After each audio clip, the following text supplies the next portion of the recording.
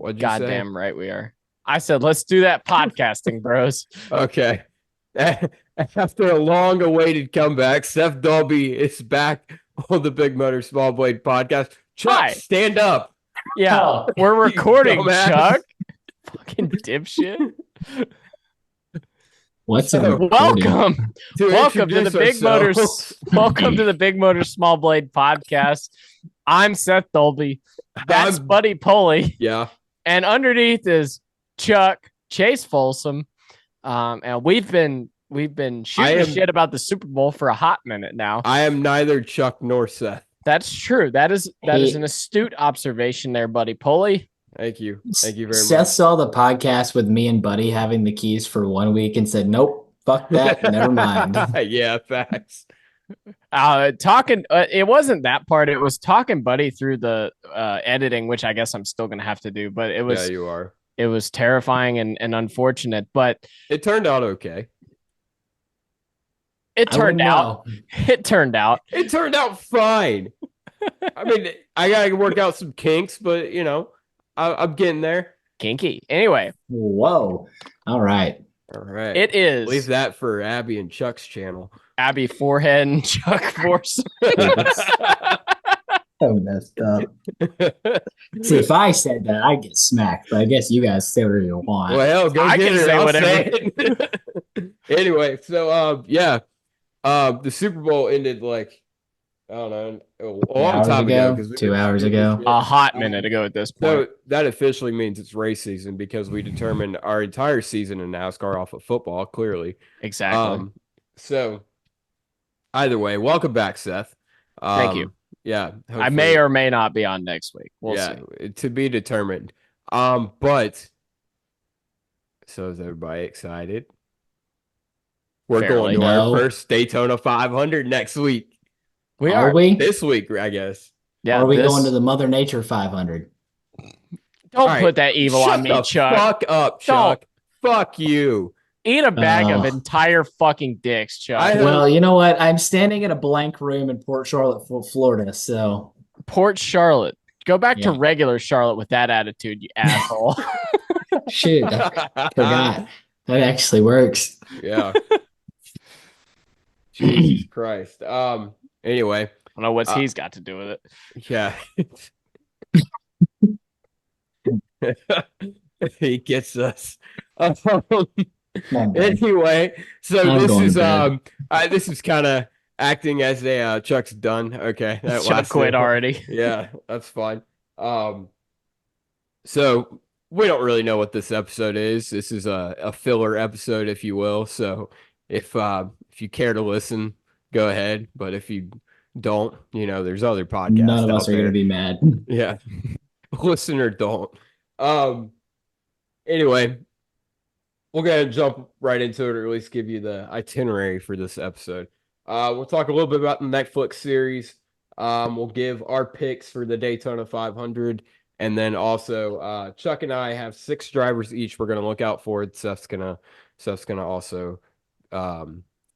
piggyback off that, and and we'll give our, like I said, we'll give our Speed Weeks picks and our champion pick for 2024. Next Ta-da. on the Big Ta-da. Motor Small Blade Yeah. podcast. Yeah, that wasn't an intro. I guess we can just go ahead and start. Yeah. We'll start with Netflix. Overall, Seth, what did you think of the Netflix series? Okay, so ultimately I liked the Netflix series, but I accept the fact that I am not the target audience for this because I do Sure. not care. This is not meant to be mean to her or anybody else. I don't care about Morgan Bell. I don't care about Denny Hamlin's kids. I don't need to see Denny Hamlin's kids getting ready for school. And it's like, I understand some people get something out of that. I don't care. Like, show me what they do at the racetrack. Show me what their crew chief's doing. I would much rather see what Bell's crew chief is going through during the race than Morgan Bell. Again, nothing against her. I understand. It's the fucking it's the Kim Burton effect. It's the Ashley Judd cam, I guess. I get it, but also at the same time, I don't care at all about that part of it. But it was a very enjoyable show. I felt the anxiety of Phoenix all over again, and they did a really good job with it ultimately. So, I get what you're saying. I think there's definitely a huge market for behind the scenes content. And also it does, I'll put it like this, the opening sequence of the whole series is basically Denny Hamlin saying, "Hey, I can birdie a hole that Tiger Woods, hits, or I can make a shot that Michael Jordan makes, but no one can drive a lap as fast as I can," which is an absolute cash money quote by Denny Hamlin. yeah. But it starts out with that, but then adds humanity to the driver as well. And I do like that balance that it gave us. But yeah, I was kind of, I definitely wish there was. I want to give some grace to Netflix because they didn't know, like it's their first foray really into NASCAR. So they were kind of flying by the seat of their pants on like who to even pay attention to. Obviously, Bell wasn't even gonna be featured in it until he made the Final Four. But I think the biggest positives were, I think, what's gonna come from another season of this if this happens. In I think drivers are gonna realize once Denny Hamlin continues to be the biggest thing in NASCAR, whether you like him or not. I think it's going to make drivers realize, holy shit, this is great for my brand. I need to be more inclusive and more, willing to give Netflix the access. I think that's a big benefit. I think as far as like what I necessarily didn't like about it, I thought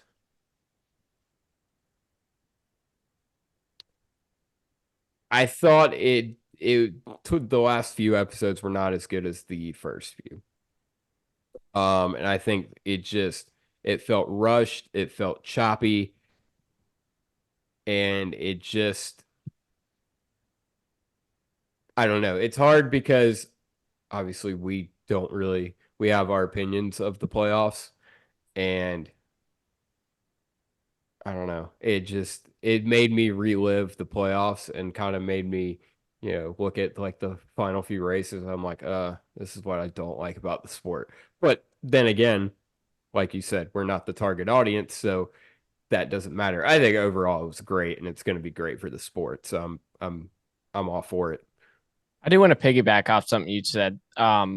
I feel like the two best episodes were the first episode and the last episode. And I feel like it felt like in the middle they're like, all right, we got a home run with this building up to the playoffs, and we got a home run with this ending the playoffs. And it kind of felt like they just treated the rest of it as filler almost. Like, I don't know. Like, it's not like they cared. Like, if a driver won that they weren't like looking at that moment specifically. I mean, Kyle Larson won 2 races in there, and I understand he didn't give them like he didn't give them what it boiled down to. Yeah, he didn't give them the access, but like the way you treat something like that, I don't think is, oh yeah, he won that race anyway. Let's see how Denny Hamlin and Bubba Wallace are doing. And that, I'm not saying don't look at Denny Hamlin and Bubba Wallace, but it's just like don't breeze over it. Like if the show is called Denny Hamlin Full Speed, that's one thing, but it's NASCAR Full Speed. I mean, I get you're going to have a main character. I don't have a problem with Denny Hamlin being the main character. I don't know. I feel like they could have handled it better. Yeah, and I think honestly, it is one, they didn't really know who to focus on, and so when it did come down to it, they might have missed the mark. So I think if we get another season of this, I would like to see a 10 episode series about it. I wish it would be the full season. Obviously, that's probably not feasible just because of how long NASCAR season is. But and I think if that happened, And I think even if they do another 5 season, I think they would be able to flush out the storylines better than they did in this one because they just, second time around, you're going to know more of what to do. But it seemed like they're very committed to it, and it seems like all the feedback has been really good. And obviously, they got Dale Jr. as an executive producer, so clearly somebody, had a head on their shoulders at Netflix. Yep. So I think it's great, and I can't wait to see the effects of it. And honestly, I think Denny Hamlin winning the Clash, the best thing that could have happened. 100%. The best thing that could have happened after that. So I think our little supplement video coming out here is going to be perfect for it. Oh yeah, that is. I didn't even think about that. Yeah. So yeah. Anyway, Chuck has not watched it yet. What? Yeah. Nope. You should. I've heard good things. I've heard bad things. Ignore them Wow. and ignore everything we just said and go watch it. Like, I heard the thing about the drivers not giving access, and then I saw Brad Keselowski comment to that tweet and say, "Really? Is that what actually happened?" Yeah, They but didn't Brad ask wasn't me. winning anything. Yeah, So, yeah, well, I no. don't know. Of course they Well, it's like I understand that point. I don't know. I don't. It's like I think part of the problem is again, it goes back to we have too many fucking guys in the playoffs. Like if you cut it down to like 10 or 12, you'd have a lot more you'd have a lot more resources that you could put to each individual driver, but you got 16. So what do you do? If you're Netflix, what do? You go, okay, Denny Hamlin's a favorite and Bubba Wallace is a marketable favorite. Yeah. So we're going to put our eggs in those baskets. And then Tyler Reddick ends up as he's connected to the both of them. Yeah. So, I mean, that's how that happens. And I don't have a problem with that. I just have a problem with the overarching ignoring of it, maybe of the other guys. Let me put my tinfoil hat on real quick. I know it was like you all say it wasn't directed at you. You weren't the target audience. I definitely wasn't the target audience. I can't tell you the last time I watched something on Netflix. Yeah, I was about to say Chuck wishes we still had rabbit ears. The rabbit ears look better than a lot of the cable we've been getting. I do want to put my tinfoil hat on. I do want to put my tinfoil hat on. All right. Maybe Netflix is just what NASCAR needs, because maybe Netflix will be like, hey, we're covering your playoffs and we're committed to doing this for like years and years to come and building your sport up. But there's too many fucking people. Can we narrow this down to like 10? And NASCAR will be like, huh? Yeah, maybe. I guess we can. I feel like my opinion is completely. Shut up, Chuck. Netflix might be the savior we need. Sorry. All right, go ahead, Chuck. Sorry. I feel like my opinion is probably completely invalid because I wouldn't watch it either way, no matter what, because I don't watch Netflix or anything else. But my worry is that the drama effect that comes from playoffs is going to be why they never, ever, ever fix the playoffs. Yeah, that was cemented. And I just feel like Netflix that was cemented on lap 500 of the 2022 Xfinity 500. So that was before Netflix. I just feel like now that Netflix is documenting it, it's just going to make it worse, because any new fans that you're drawing in are most likely going to be enticed by the fact that, oh, wow, the playoffs are so dramatic. And then it's just not. Well, I didn't say get rid of the playoffs, and we're not going to. I never said get rid of the playoffs if you had ears. I said fix the playoffs. You're not wrong. You're not wrong. But also, in my opinion, NASCAR was not going to get rid of the playoffs or change them or in any way possible. I think, like Buddy said, I feel like the only possible option is Netflix saying, hey, your playoffs are just too fucking stacked here. Like or not stacked. But if you would use your ears, Chuck, you would realize that's what I said. No, I said cut down the playoffs to like less cars. I have I already came up with the perfect idea. I said keep it exactly how it is, except for 16 guys, it's 10, and you eliminate 2. I just say you cut one round off, aka the last race, and then you cut 1 round's worth of drivers off, which is 4. So you got 12 with 3 rounds. It's perfect. Seth and I had the same idea. You want a cookie because of it? I don't. I mean, if Chuck, when we see you down in Daytona, if you remind me, I will get you a fucking cookie. Hell yeah, dude. I'm on a diet actually, so don't do that. I will get you a low calorie cookie. Hey, But- yeah, the Big Motor Small Blade podcast over the offseason, all but well, Seth had been, but we all started hitting the gym. So That's a scary thought. yeah, it's It a real is. scary thought. We're about Imagine to you're be- at the gym and we walk in. Oh, everybody's gone. We got Yeah. the whole gym to ourselves. Hell yeah. Anyway, back to NASCAR. Cars go fast. It's fun. Yeah. That's It can accurate. be. Dadgummit. Yeah. I think the Netflix thing is perfect. The only thing that could have been better is if one of our drivers dated Taylor Swift. Like that would have been probably optimal. It needed I really a little wish- bit more booty barker. I really wish that we That's not loud to your Oh, ass. I want that. We need to fucking set up a Hang on, GoFundMe. no. No. Hang on. We need a GoFundMe for Booty Barker to start dating Taylor Swift.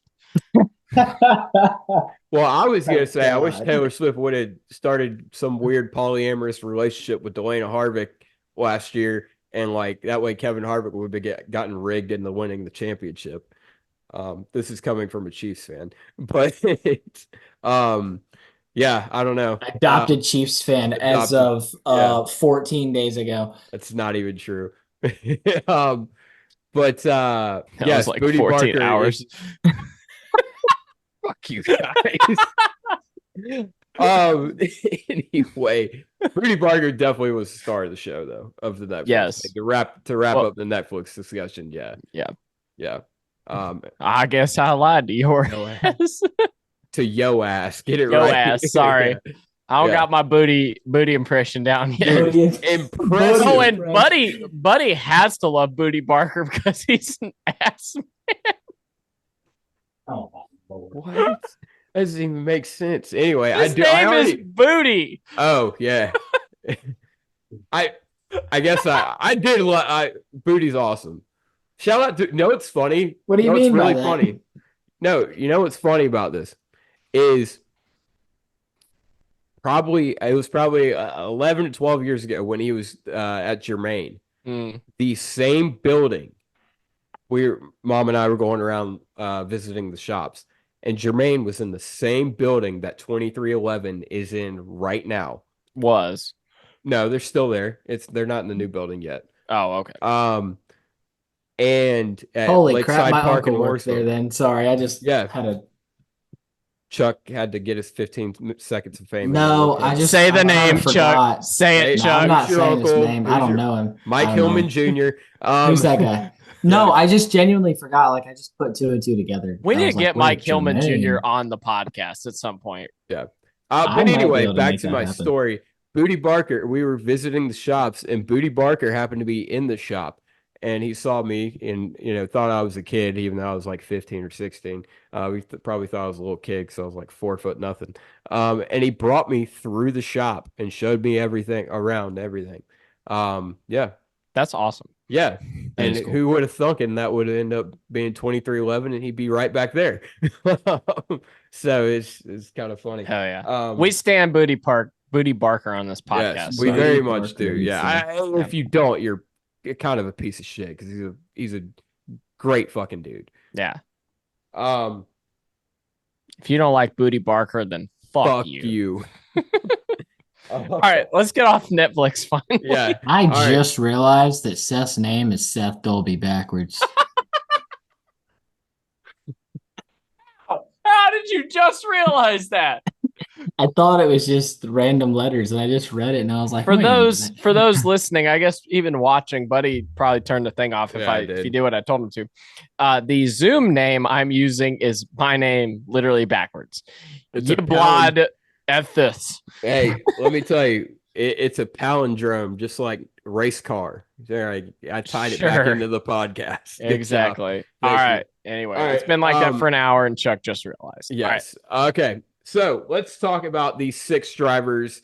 These are just 6 drivers that we kind of want to pay attention to in 2024. That Chuck and I put together. Chuck, I'll let you go ahead and give your 6. I gotta find him. I got you. Shoot. Okay. Buddy kept got the it. receipts. He can't. Oh wait, hold on. I might be able to find it real quick. Yeah, I think you got it. I saved it, right? You If I did didn't, I'm save not it. smart. Okay, yeah. I'm not gonna. Oh shit. Holy shit. We Technical difficulties. We did so good last week. Like we did really well last week. It sounded like a real podcast. It did. It really did. And I was like, maybe we finally got a hang of this. I'm And here sorry. we I went to are. lean my phone against this. I'm at my grandparents' That's house. why You're you. gonna cut this out, but I'm at my grandparents' house. I No, leaned I'm Buddy my not phone can't cutting against this out. I picture. don't know Buddy how. doesn't know how to. Don't Oh, say well, I he- leaned my phone against this picture frame, and it's like a picture of an old farm that they used to live by in Vermont, and I knocked it over and it almost fell on the ground. Anyway, I'm not gonna go in order, so we're gonna start with Austin Cindric. I feel like that's a very Perfect. great Yeah. way to start. Go for it. Austin Cindric. It is make or break this year for Austin Cindric, I feel like, because Is it? it has to be. I Let don't him- care let him who his finish. dad is. Okay, I sorry. don't. Yes, I know his dad is Tim Cindric, the president of Penske. That's why he's there in the first place. He has talent, yes, but without Tim Cindric, he probably wouldn't be there. Now we are going into year 3 of Austin Cindric in a Cup car. What has he done in that time? He has won the Daytona 500, which is great. That's awesome. That's a Kind of big deal. But What it's has not he done? impressive. What has he done other than win the Daytona 500? Nothing. Exactly. Thank you. So, what has his teammates done in that time that he has done absolutely nothing? Well, they've Other both than- won a championship. Other than Phoenix, they've done nothing, to be fair. But To be fair, but you know what? They both have a championship. it's true. And he hasn't, other than without the Daytona 500, he hasn't sniffed the playoffs because he's been horrible. And when He you're did getting almost win that lapped, other Daytona race at one time, but this is true, but there was nobody left. that's So when you're getting lapped by your teammates that are consistently running up front, that is a problem. And it doesn't matter who your dad is. Eventually, that's going to run out because Roger Penske is going to get tired of having one of his cars run 30th while the other two have 2 titles in the past 2 years. So, I mean, I think he's got the talent. I think he can do it. But he's got to do it. Like, there's no more I think he can anymore. This is the year. And if he doesn't do it this year, there might be somebody new in the 2 car a year from now. I think okay. I think I think Harrison Burton's season next year, or his future after this season, I'll put it like that, is very dependent upon Austin Cindric's season. Because I could definitely see Austin might not get booted out of Penske completely. I could very well see him getting demoted to the 21, quote unquote, demoted to the 21 car. So I think you bring up a valid point. I think yes, Tim Cindric is his dad, but that might not keep him in a factory car. So, I think Harrison Burton's. I think those two, they better be. I think Austin Cindric probably doesn't need Harrison Burton to do very good, but I don't think Harrison Burton is exactly a threat for the 2 car. But I think Harrison Burton really needs Austin Cindric to do pretty well next year. I Harrison think their Burton wants a futures are shot. dependent on I think it goes both ways because if Harrison Burton has a great year in the 21, I could see him switching rides. Like Harrison Burton kind of controls his own destiny in a sense. Like, Did you see that shit he did at Phoenix? we're not talking about that, but I mean, I know. Hey, wait, yeah. obviously, like the talent is there. Good Like, point, I don't Seth. see. I don't see a world in which like Harrison Burton would have. I don't even know how good he'd have to do to end up in the 2 car over Austin Cindric next season. Potentially I win the just love Daytona how I 500. picked Austin Cindric, and we've talked more about Harrison Burton. Well, it's valid. They're tied it's at the hip. valid. It's valid. Chuck, is that all you got on Austin Well, Cindric? no, I just like I'll wrap it up, but Yeah, give us close. obviously the talent is there. You don't almost win 2 Xfinity titles in a row without it would have been 2 in a row if he hadn't gotten used up in 3 and 4 at We Phoenix. all saw it. But you don't almost do that and Justifiably win used one up of them. in 3 and 4. Yes, but that's not the point. Point is, you don't win as many races as he did 2 years in a row and be in that spot 2 years in a row without talent. No matter what car you're in. You got to have talent to finish the deal. And he did once, and he almost did a second time. It's just the learning curve of the next gen is probably pretty large, even though you would think for a guy from his background it wouldn't be. But everybody handles that differently, I guess. But year 3, like after 3 years, there's no more excuses. If you can't get it done in the third year, if you can't figure it out in the third year, it just might not be for you. So I want to say this real quick. Austin yeah, Cindric, I'm done on him. if Austin Cindric went back to the Xfinity series, he'd probably be better than Cole Custer. And like, Yeah. well, yeah. I feel like they're very comparable though. And it's entirely possible that the both of Very. them are very good Xfinity drivers that just are not cup drivers. Yeah. It is entirely possible. And I feel like in the newest generation of NASCAR, that being a possibility has been lost on a lot of fans. Like a Yeah. lot of people forget that like that's a thing. And Yeah. for a very long time, a lot of guys did that. Like Todd Bodine is one of the greatest truck series drivers ever. Why? Because he couldn't cut it in the other two. No offense to Todd. I love Todd. Him and my uncle, there's Mike Hillman Jr. They won 2 titles together. He was great in the trucks. He wasn't great in the other two. That's okay. Yeah. But I just feel like in this newer generation, some people view it as like cup or bust, and it's not necessarily true. Justin Allgaier is a prime example. Yeah. Because going from Cup to the Xfinity Series is not like going from the NFL to like the Arena Football League. Yeah. It's just Right. it's not like. Let me close it out with 2 things. One, said it for years, I'd much rather win Xfinity races than run 25th in Cup. Absolutely. And 2, I think we also got to maybe, this is a make or break year, but I am not sold on Austin Cindric not being a successful Cup driver because he still is relatively new to stock cars. Relatively, we'll put it like that. I think there's still he was moved up very quickly, so I think a Cole Custer-esque, maybe move back down or move to a different ride and then build his way back up is good in the cards. Chuck, who's your second driver? Oh, am I going to do all 6 of mine? Yeah, we'll just go.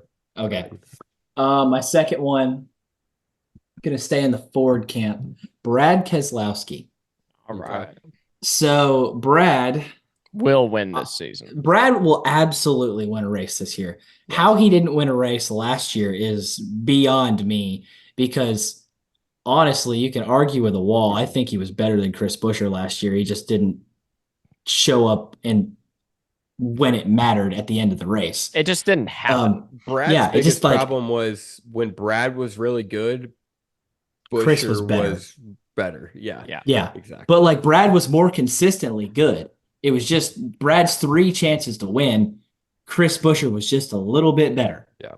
And you know what? That's not really a bad thing because where that team has come from and where they are now, what they did in a year and a half is incredible. Yeah. And it's awesome. And it's just, I'm glad to see, as someone who grew up a Roush fan, it makes me happy to see, no matter, even if Jack isn't like the primary owner of that team anymore, it makes me happy to see them running good. And it makes me happy to see Brad successful. I think they're only going to get better this year because I think yes, Penske just won the championship. I don't care. I think they're the best Ford team. And I think Ford recognizes that they are on par, if not better, with Penske, and they're going to give them all the resources they can. And if Brad doesn't find victory, Brad is my number 1 guy. I think that if he doesn't find victory lane this year, I will be absolutely shocked. I can't think of a bigger name that I can think, man, he still didn't win this year.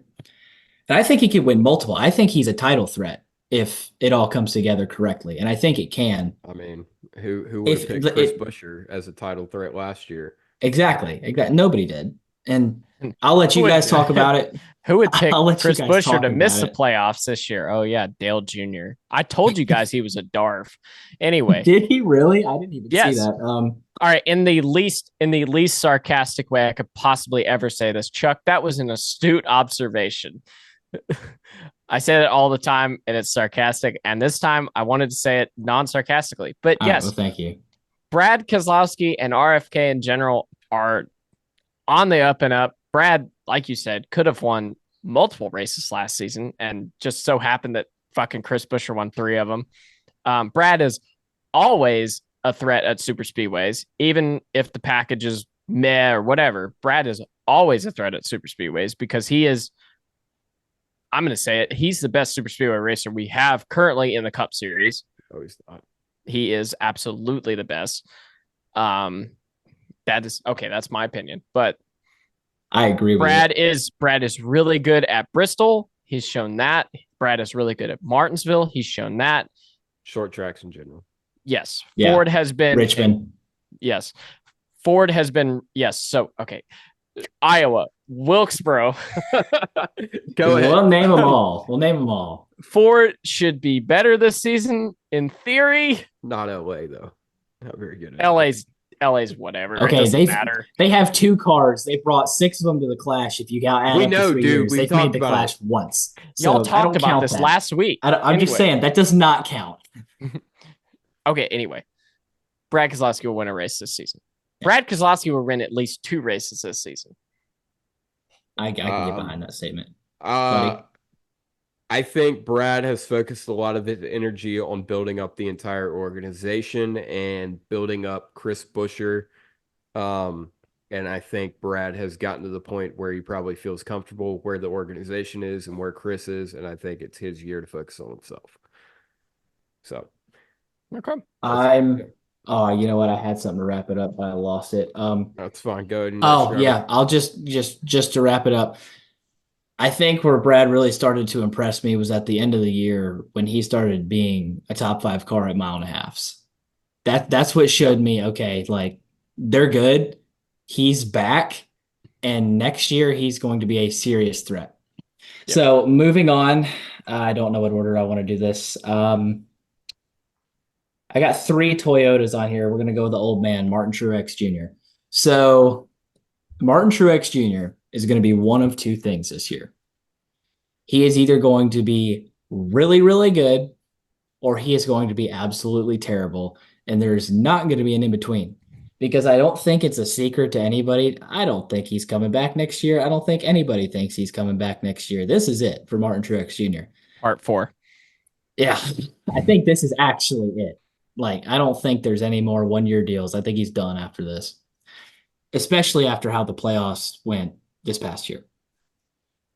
And I think they're either going to, no matter what, he's going to come out with whatever, I got nothing to lose. And whatever I got nothing to lose is either going to turn into really fast race cars and winning races, or it's going to turn into running around in 15th every week and not caring. And I feel like whatever the season starts with him is how it's going to go. I'll let you guys elaborate on it. I don't necessarily agree with that, because Truex was mid at the start of last season, picked it up in the summer, and ended the season bad. So I don't think that's accurate. I think the likelihood of him being middle of the pack and coming back is likely. That's not much of a prediction, but that's kind of where I feel like he's going to be. 1 to 2 wins, kind of okay. I'll come back, whatever. That's kind of where I see Truex coming in this season. I don't see him being a world beater. He's just like right now at this point, he's not, just to compare him with his teammates, he's not Bell, he's not Hamlin. And I think Ty Gibbs may be better than him at some points this season. Okay.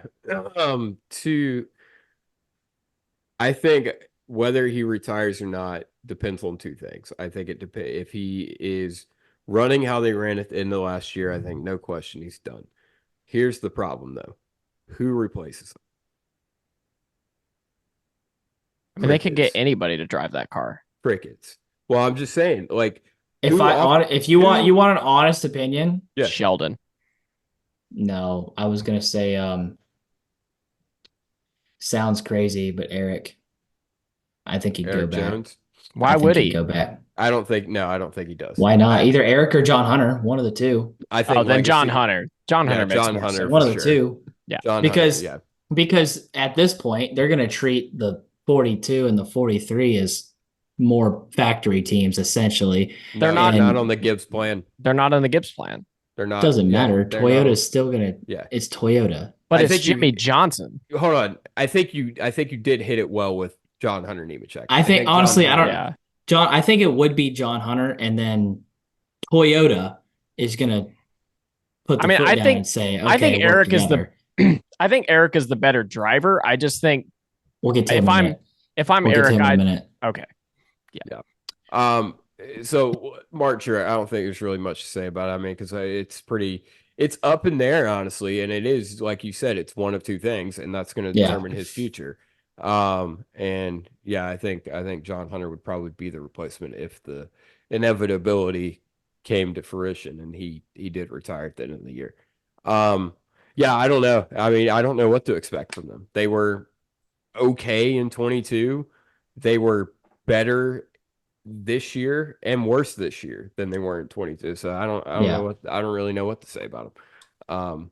I think the reason I think that it's going to be one or the other and it's not going to change for the whole season is because Martin Truex Jr., when He didn't give a shit. He's proven it. He's done everything he needed to do. does not care.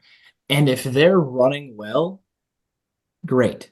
They're going to run well. It's Gibbs. They'll probably keep running well. I can see it more likely being they run well and then fall off than they run bad and then catch up. If they run bad at the beginning of the season, he's going to check out. Yeah. Like there's not going to be any coming back from it.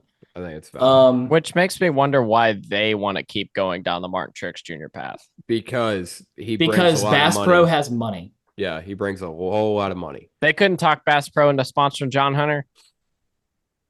I mean, John Hunter is not marketable with Bass Pro Shops. And Johnny, and if you look at, and we'll end it after this, Johnny Morris, to me, he's a great businessman, but he has a lot of heart, and I feel like he has a lot of influence in who drives the car, and I feel like it's driven by heart more than it is by I guess that's why the 10 car has what it has on it right now. If you saw what got shown from the SHR shop, yeah. So, I really don't know who in the Toyota camp Johnny would sponsor. John Hunter's not marketable with Bass Pro. Eric Jones is not marketable with Bass Pro. Eric Jones is marketable with Bass Pro. Is he though? Could you see Eric Jones segue into Eric Jones?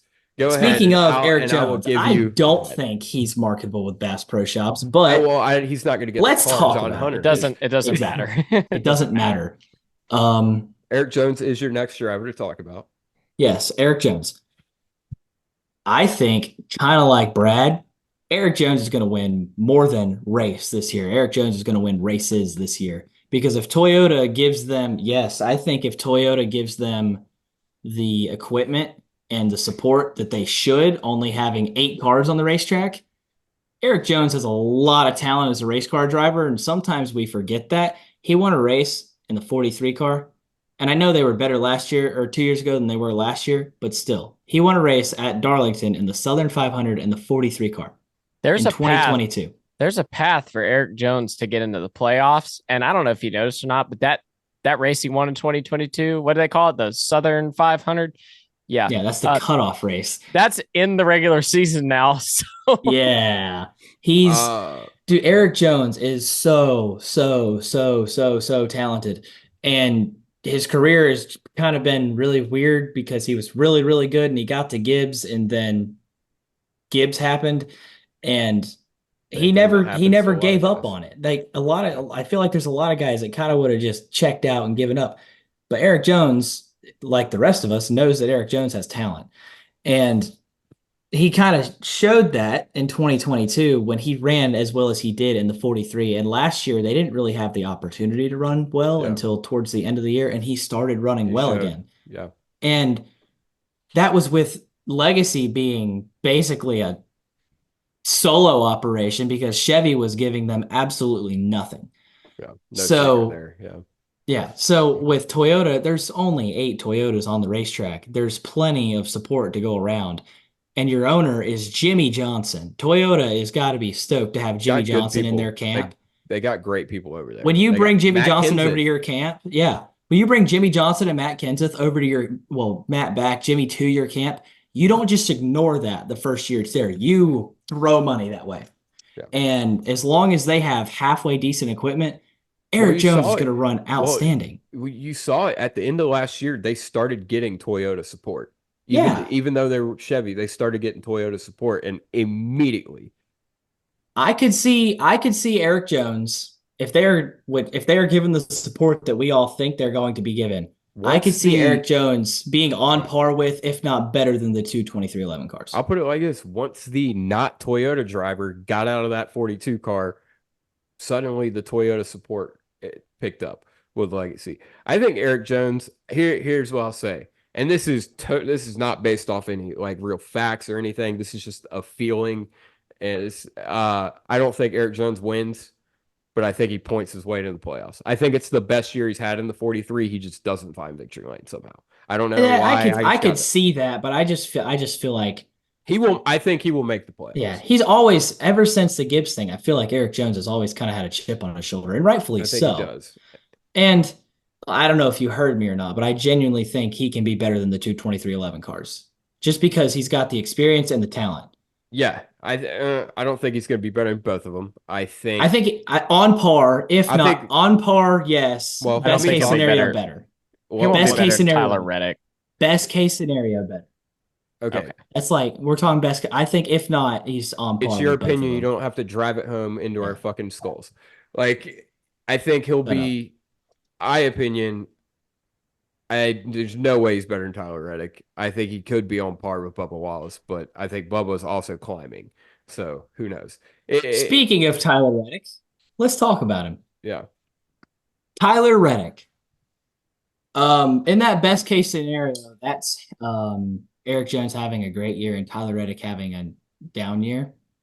I don't think that actually happens. I think Tyler Reddick has a borderline Final Four year. I think he has a career year. Yeah, I think Tyler Reddick, talking about winning races, I think Tyler Reddick, if things go right for Tyler Reddick this year, when his second year in that team and that car, the manufacturer, everything, he could very well be the best Toyota on the racetrack. I don't think that's that far-fetched to say that Tyler Reddick could be Toyota's best shot to win a championship. Because obviously the talent is there. I have opinions, but 2311 is... I'm shocked, Buddy. They're basically, Buddy having opinions. What? Buddy has never had an opinion Buddy, ever. Buddy is the most unopinionated person. Oh, wait. No, like, you look at the rest of the Toyota camp. We just talked about Jones, and I think he's going to have a great year. I think John Hunter's going to be good, but Bubba will be good. Ty Gibbs will be good. We talked about Truex already. I mean, Bell's always going to have a very good shot to win a title. He's great. Tyler Reddick, the subject. Denny's whatever. But like Tyler Reddick has just as good of an argument as Denny or Bell to go win a championship. Does he have just as good of an argument or better argument? I think better. I think better. Like because they were so fast in so many races. They were the best Toyota on the racetrack so many times last year, and they shot themselves in the foot so many times. Say Tyler Reddick is going to be the best Toyota on the track. I'm saying he... Okay, I will. Tyler Reddick is going to be the best Toyota on the racetrack. He is, by a margin, I don't know what that margin is. He is, by a margin, the most talented driver in the Toyota field. I think. My personal opinion. And that car should be one of the fastest. He should win 5 races this season. I'm going to put it like this. Tyler Reddick, Kyle Larson, Christopher Bell, they're all in the same category. They are all have more talent in their toenails than any of us could ever dream of having about anything else, anything we could ever do in our lives. But you know what they also do? They wreck a lot of wreck a lot of shit. They wreck a lot of shit. All of them. Tyler Reddick did so many stupid things last year. Just mind-bogglingly stupid thing. Darlington. And what was the fucking what race was it? Where he it was the race before Darlington, or a couple races before Darlington, where he was it Watkins Glen? No, it was what race was it where he got a I can't remember. Anyway, doesn't matter. He did something stupid on pit road a couple weeks before that. He just the bottom line is he's got to stop doing dumb shit. It's the same thing with Kyle Larson and how we hype him up so much and he runs into barrels at Homestead. It's the same reason we hype Christopher Bell up and Christopher Bell wrecks himself on Kyle Larson's nose at Watkins Glen. Like it's all the same deal. But one of y'all has Christopher Bell in your thing, right? No, I actually wish I did. Okay, then after this, I'm going to talk about Christopher Bell. Then, yeah, I think. Go ahead. Sorry, buddy. That's all. I think just to wrap up, Reddick is like the thing that makes that team so scary is that yes, Tyler Reddick is in that category and he tears up a lot of stuff. But what hurt them so badly last year is when he didn't tear up a lot of stuff, the team did. When he didn't mess up, they couldn't get the lug nut on the right rear of the car. You can't trust them. They were on their way to win Michigan, and they couldn't get the freaking lug nut on the last pit stop. They did it at Kentucky. Can't you mean Nashville? That's what I meant. Yeah, Nashville. That was the race I was thinking of. Well, that was on the pit crew. Kentucky, dude. Yeah, but I can't remember what he did. It doesn't matter. Golly. Okay, anyway. So I'm going to say this one thing, and then I'm going to totally backtrack when I start talking about Christopher Bell. But I have one more driver. Okay. But here's the one thing. And you mentioned it about Kyle Larson, Tyler Reddick, Christopher Bell. Yeah, they tear up a lot of shit. You know what's not that important anymore in the Cup Series? Consistency. It's not important. If you can go out and win, just say you go out and win 6 races in the regular season, that is a tall task, but you can do it and still wind up with like 7 DNFs. Here's the thing, though, is you get to the round of 8 and it gets to tracks like Martinsville and you get to Homestead and you get to Vegas. Win one of them.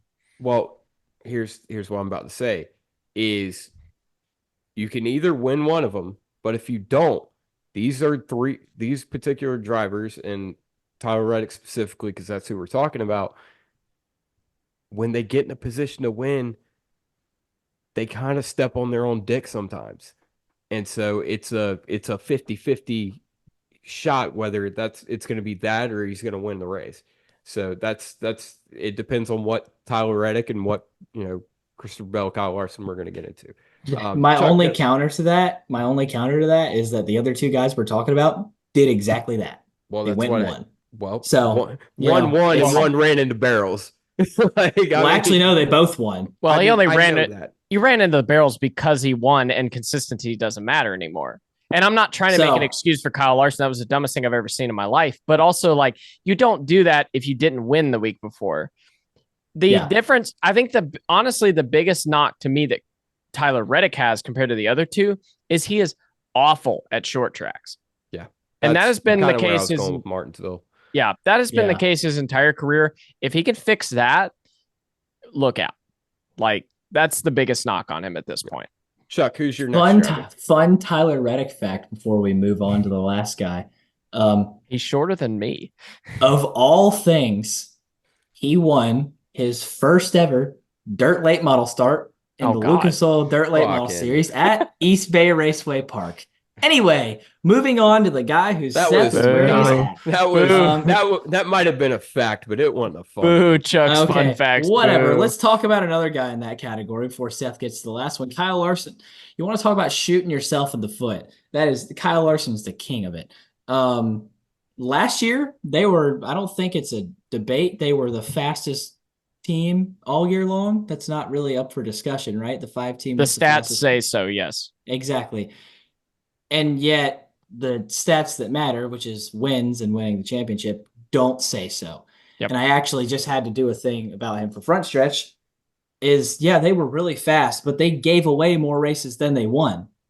Yeah. Whether it was the team or Kyle, they led 4 straight races inside 20 to go in the spring, and they didn't win any of them. Not 4 straight. They led 4 races inside 20 to go in the spring, and they didn't win any of them. And they wrecked 2 dominant cars in the playoffs. Some of that's driver error, some of that's Cliff, some of that's the team.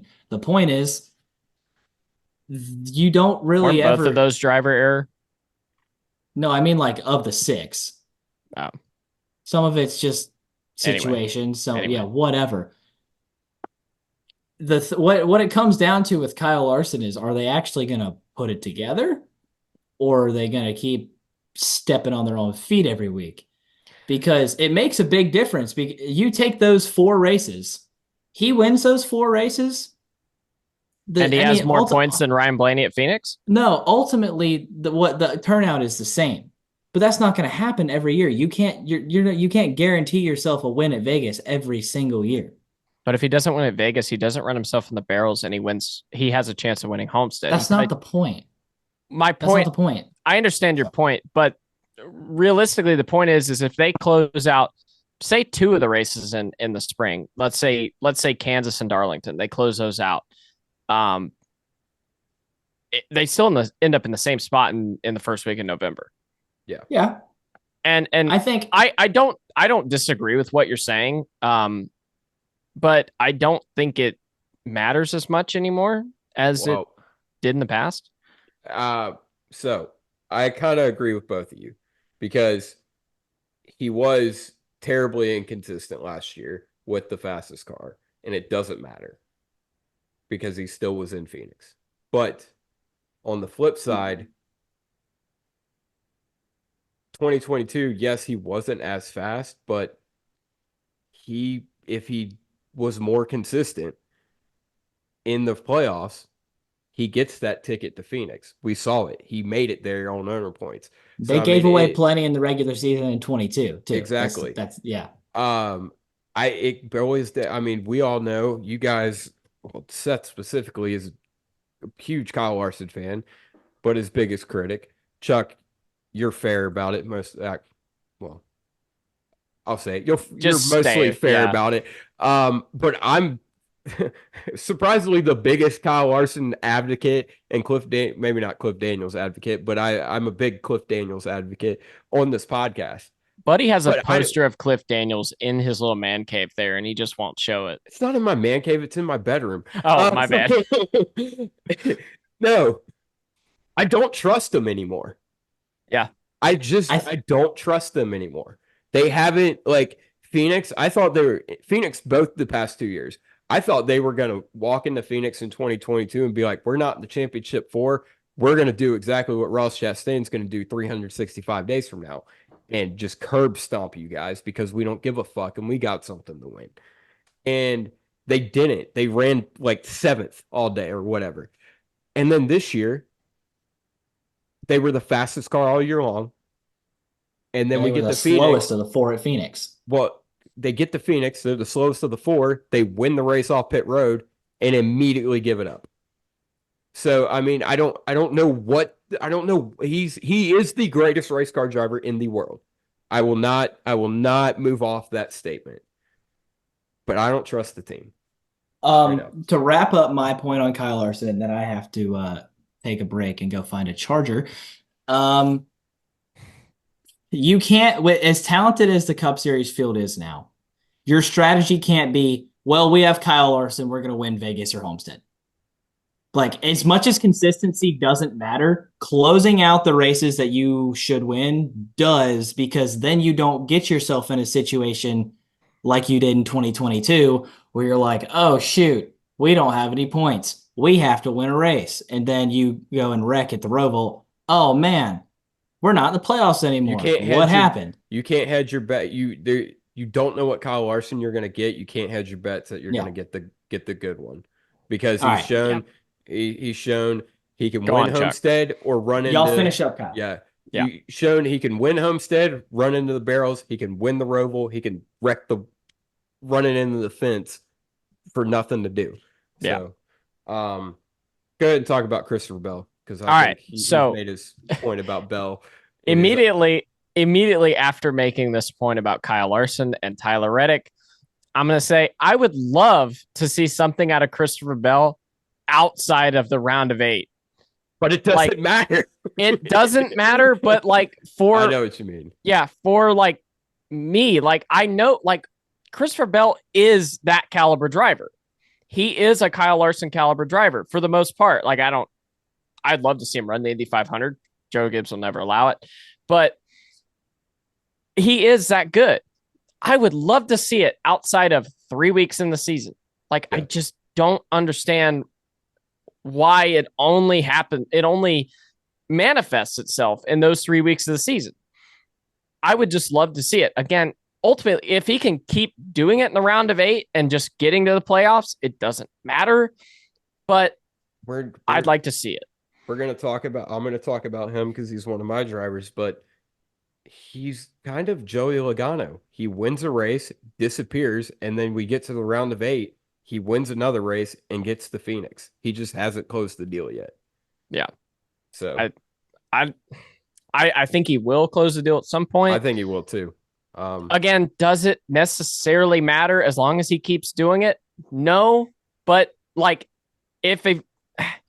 I know he's a better driver than Joey Logano, but if he ends up down that road, I'm going to have to talk about him like he's Joey Logano, and I really don't want to do that. I think there is something to be said about this. Christopher Bell, I think it's pretty fair to say he is the 4th Gibbs car. That and not based on how they've run. It's just there's always the 3 Gibbs cars and then the 4th one. There's a pecking order. We saw it with Eric Jones. We saw it with Daniel Suarez. And Christopher Bell has been the only one to consistently put it in positions to win championships. He does have Adam Stevens, though. He does. I don't think the other guys had that caliber crew chief. But I said this. For being honest, Carl was the 4th Gibbs car, too. So, yes. Hold on. That was, whatever. Your daily Chuck Forsum, Carl Edwards moment. Carl. I said this last year about Christopher Bell and Adam Stevens. They're both pushed in the corner of the Gibbs shop and left to rot and left to get covered in dust, and they put them in the Final 4. I feel like it's different now, though. Well, that's what I'm saying. What do you mean? Just because the way the cars, the workflow of the next gen car, I feel like that's just different now. They played in. You're right. But there's definitely, but they've said it. We've heard Denny say it. It's like you can have 3 cars in your organization, but having 4 cars is almost like having a second organization as far as the amount of manpower and people you got to have. And I think it can't go unsaid how granted, they have been mid most of the regular season, but they somehow turn up the wick. And I don't know if that's Christopher Bell. I don't know if it's the team. Obviously, it's probably a combination of both, but yeah. Now, if Truex retires, that obviously changes, right? He's not the 4th Gibbs car anymore. Christopher Bell better be considered the top Gibbs car. Yeah.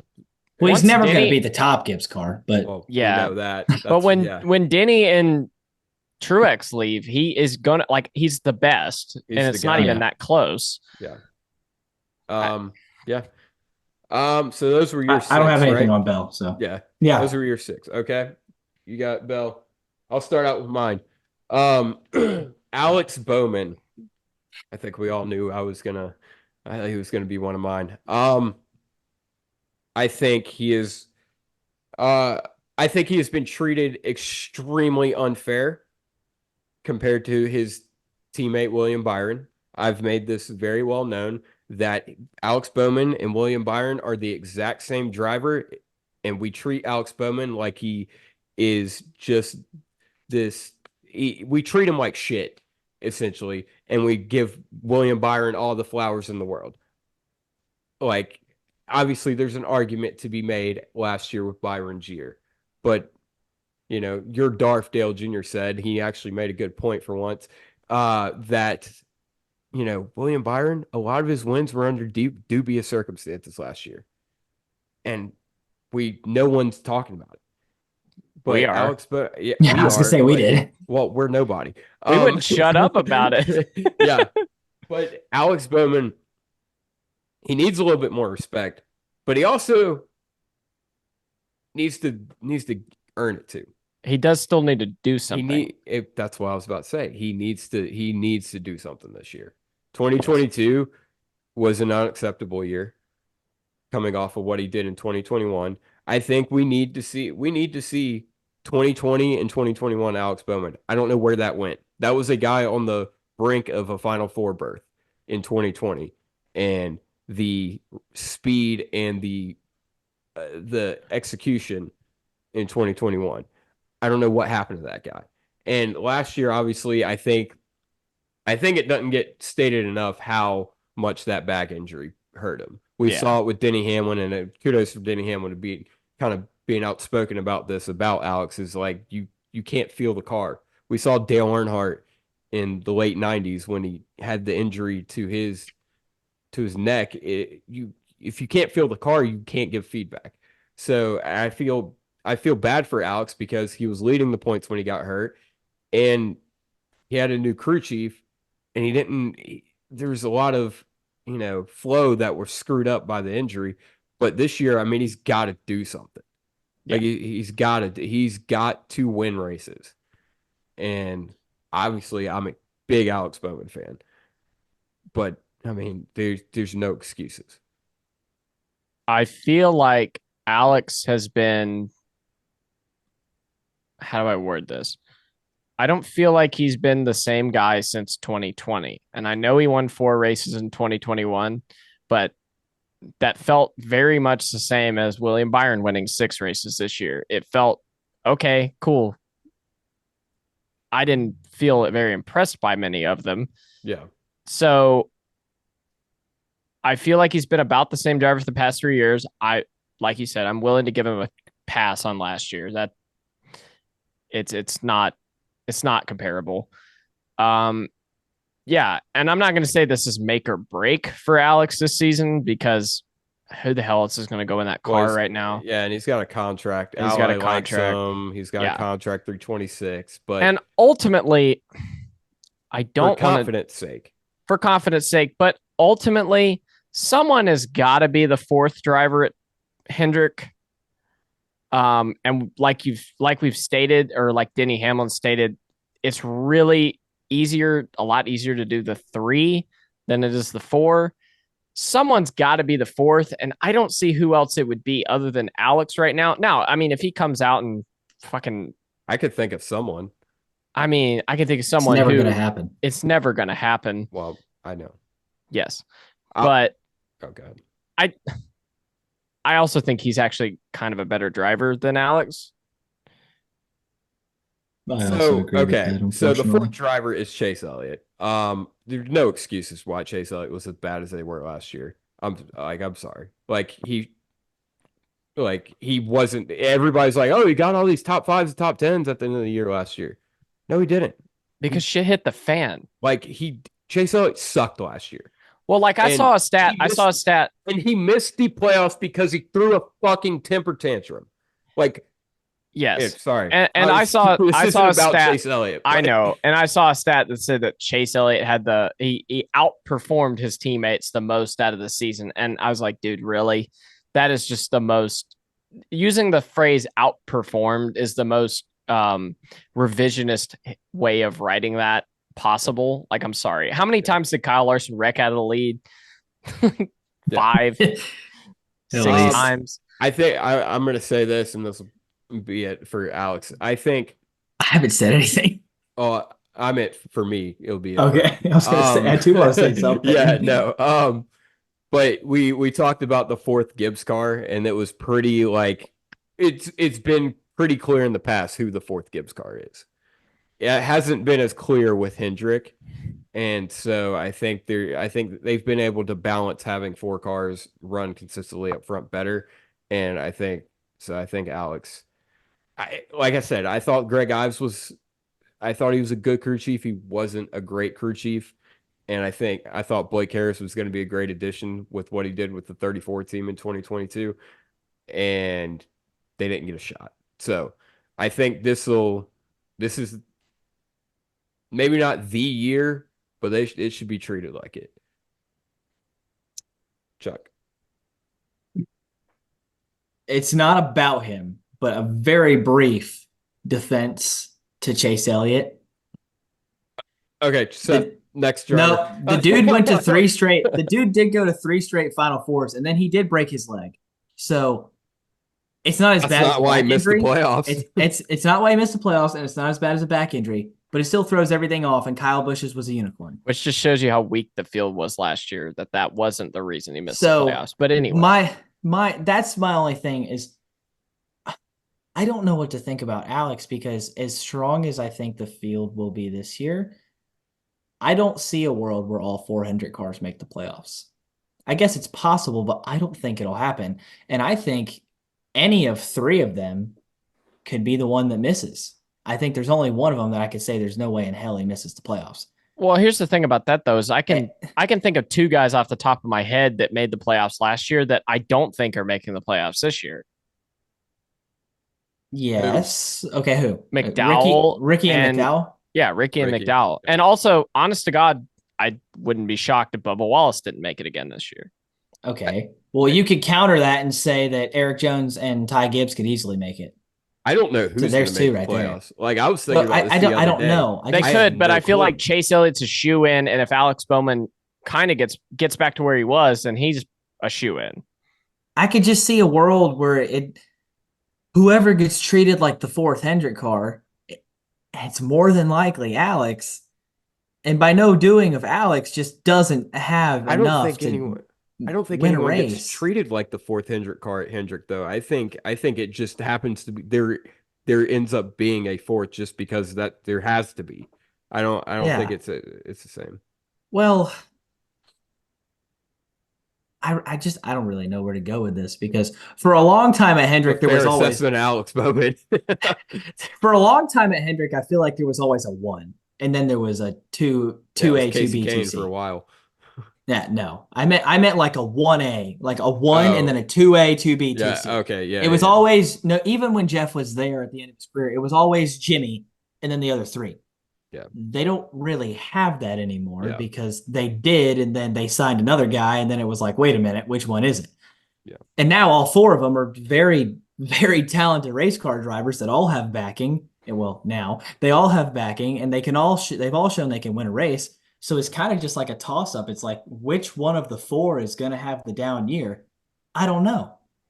Heck, it could be Larson. The other 3 can make the playoffs, and Larson can have a bad year.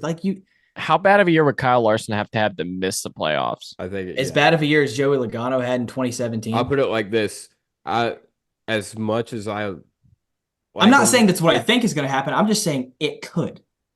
As much as I like him, if there's going to be a Hendrick car miss the playoffs, it's going to be Alex. Yeah, that's Like, I don't want that to happen because I want Alex to. It could be Chase Elliott because I'm waiting for the inevitable collapse of him and Alan Gustafson. Chase Elliott it's and Alan gotta be Gustafson are shady. good every other year, and so this is going to be the year they're good. Yeah. Speaking of a driver who is good every other year, Joey Logano is my next driver. Final 4, baby. Go ahead and lock it in. And Final you know 4. what sucks? I said it last week. Joey Logano's not that good. Like, I know that's bold of anyone outside this podcast to say, but like, he's good every other year, and even when he's good in 3 races. Like he's I don't know what to say about Joey. Like Joey Logano is the upper echelon of B tier drivers. Exactly. That's perfect. That is perfect. And it pisses me off. Hey, Trevor. Okay. Yeah. Hey, Trevor. Yeah, I don't know. I just Joey Logano. That's really all I had to say about his performance. More of what I wanted to talk about with Joey Logano is just his attitude towards everything is terrible. Like, I'm sorry. The fans are spoiled. People say that was taken out of context. That was not taken out of the context. I read and heard the direct quote. It wasn't taken out of context. He literally said that in the exact inflection that you want to take it as. But yet the fans are spoiled. You got mad at Netflix's access, even though they made you look like a fucking superstar because you were the defending champion, and then you stepped on your fucking dick and missed the first round of the playoffs. Well, I mean, he was running 20 fucking fifth and got wrecked. Don't be back there. Like, dude, I mean, Okay. I can't stand this dude. I'm sorry. Like, I really don't like him. I don't understand why anybody can like him. And it pisses me off that he's so fucking overhyped. He is the most overhyped motherfucker. He is the quarterback of NASCAR. Here's the thing, Joey Logano. You know how like I don't know if you guys know that or feel the same way about people, but there's some people that like you can kind of identify them with like a sound. Joey Logano's sound is no, just he sounds Joey Logano's sound as a fucking Mazda Pro 2000 car driving by. Chuck, what do you got to say about Joey? Dude, Joey is just. You ever notice how nothing's ever Joey's fault? Nothing is ever Joey's fault. Have you ever listened to a race car driver talk? And no, I mean, like, the crazy thing about nothing ever being Joey's fault, and Buddy and I talked about it last week, so I'm not going to go into too much detail, but like, I wasn't here, so continue on. No. Whenever it's never Joey's fault, when the rivalries, incidents, whatever you want to call them, they're always one-sided because Joey always punts somebody because he thinks he was done wrong, and then they never do anything about it. Yeah. Until Ty Gibbs actually like did something last week and stood up for himself. Nobody ever stands up to Joey Logano. No so he just walks around like. If the field decided to bully Joey Logano, for the sake of what I'm doing, I need to like retract some of my words and restate it in a different way. But Joey Logano, for all of the wrong reasons, is that guy that nobody will mess with. I feel like I don't. He is like. He gets the Dale Earnhardt treatment as if it was handed out like candy. Yeah. Does that make sense? Somebody handed him a golden ticket. Jackpot, here's your Dale Earnhardt treatment for the rest of your career. He's the spoiled kid from Willy Wonka. He's the spoiled NASCAR fan he thinks we are. Like I said, I'm not gonna say too much because so is Ty Gibbs but our you guys Jeremy pick up Mayfield? What I'm putting down. Is Ty Gibbs our Jeremy Mayfield? I highly doubt Ty Gibbs does meth. Well, like you know what I mean. I actually don't know what you mean. Well, yes, Jeremy Mayfield moved the dog shit out of Dale Earnhardt to win that race that one time. I mean, yeah, maybe. I don't know. That's really all I had. I'll put it like this. That's the only part that makes me mad about Joey is he gets like the Earnhardt treatment. Yes. And hasn't really earned the Earnhardt treatment. He hasn't. No. He has shown the potential to have earned the Earnhardt treatment, but that's it. He hasn't shown the actual 8 years ago. Yeah. Yeah. Never mind. I'm done with Joey. The one time that somebody actually stood up to him, my God, they pummeled him and he never bothered him again. Yeah. And he made that guy out to be like a war criminal. Yeah.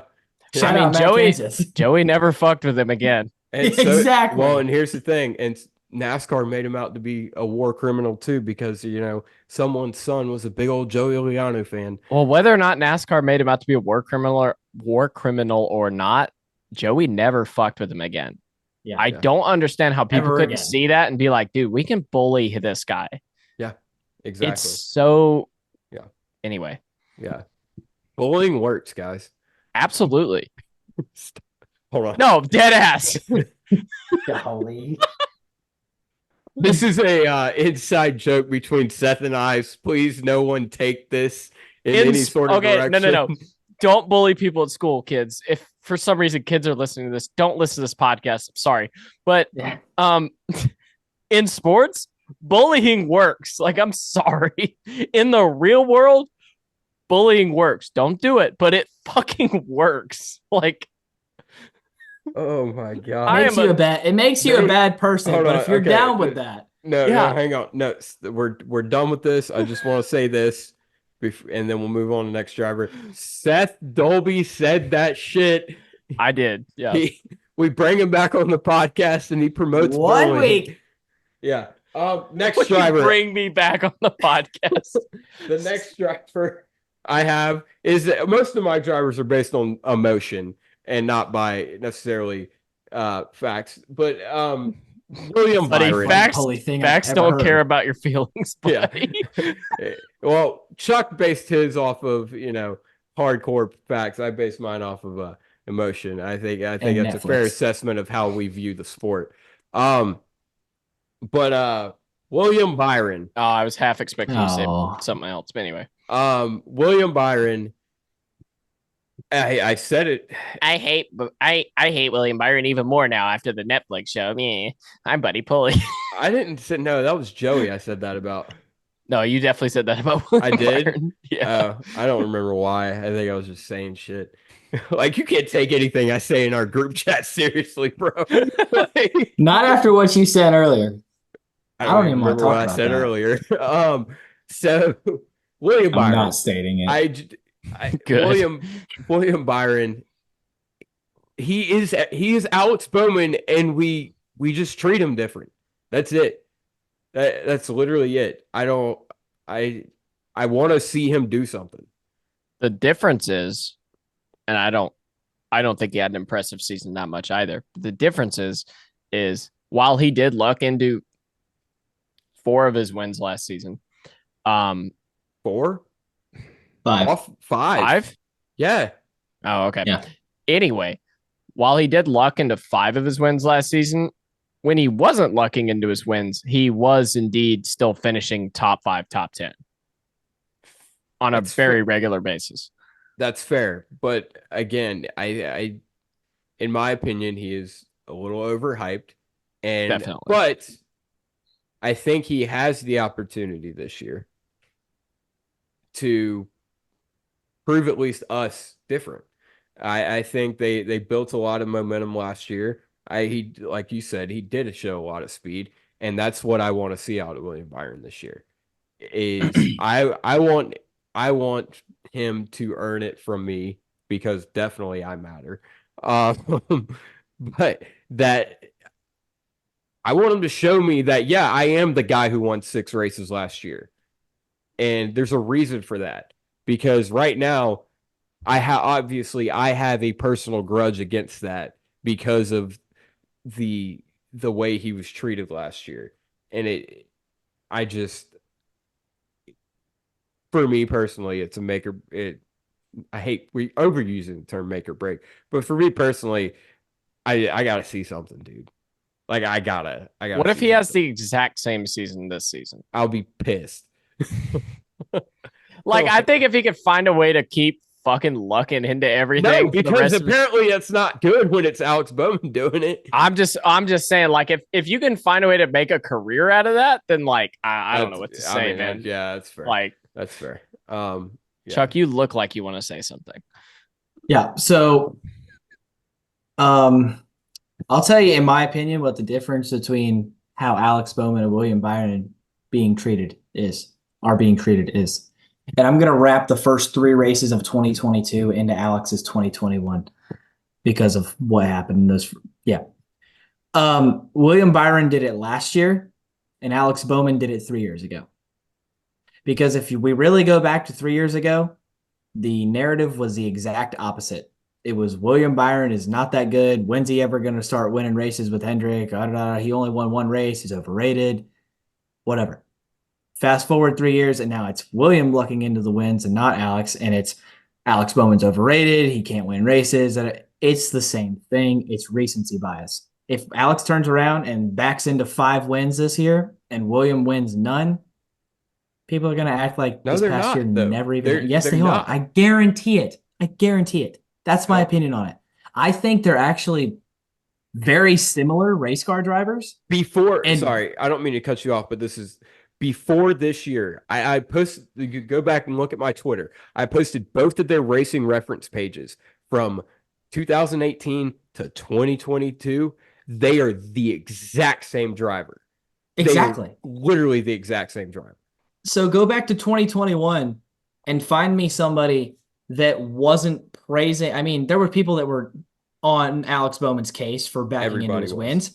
Everybody. Yeah, a lot of people are You know on who? William Byron's case for it too. You know who Find was me the better somebody driver in that 21? wasn't. Find me somebody that wasn't crapping on William Byron for being the worst Hendrick car. Me. You know who was the better Seth. driver in 21? It was William Byron. Yeah. Honest to God, I said it at the I'll time. agree with that. Yeah, you can go back and if you're very curious, you can go back in the Big Bird Small Blade podcast. I was very high on William Byron in 2021. Yeah. We thought he was going to win a bunch of races in Martinsville. I know of a lot of this people is the that beginning weren't. of. Yeah, Martinsville 2022. We were like, okay, here it goes. Yeah, and it didn't happen. And then this past season, it was the whatever. But genuinely, I think William Byron's best season was 2021. Like as far as speed goes, I think that was his year so far. If he can put that together with the finishing ability he had this past season, that will be what I'm looking for. Yeah, and that's I'm glad you. This is why we got to have you here, Seth. You put facts behind my nonsense. Yeah, I mean that's ultimately what it boils down to. Is I want to see the different pieces of William Byron we've seen in different seasons be put together.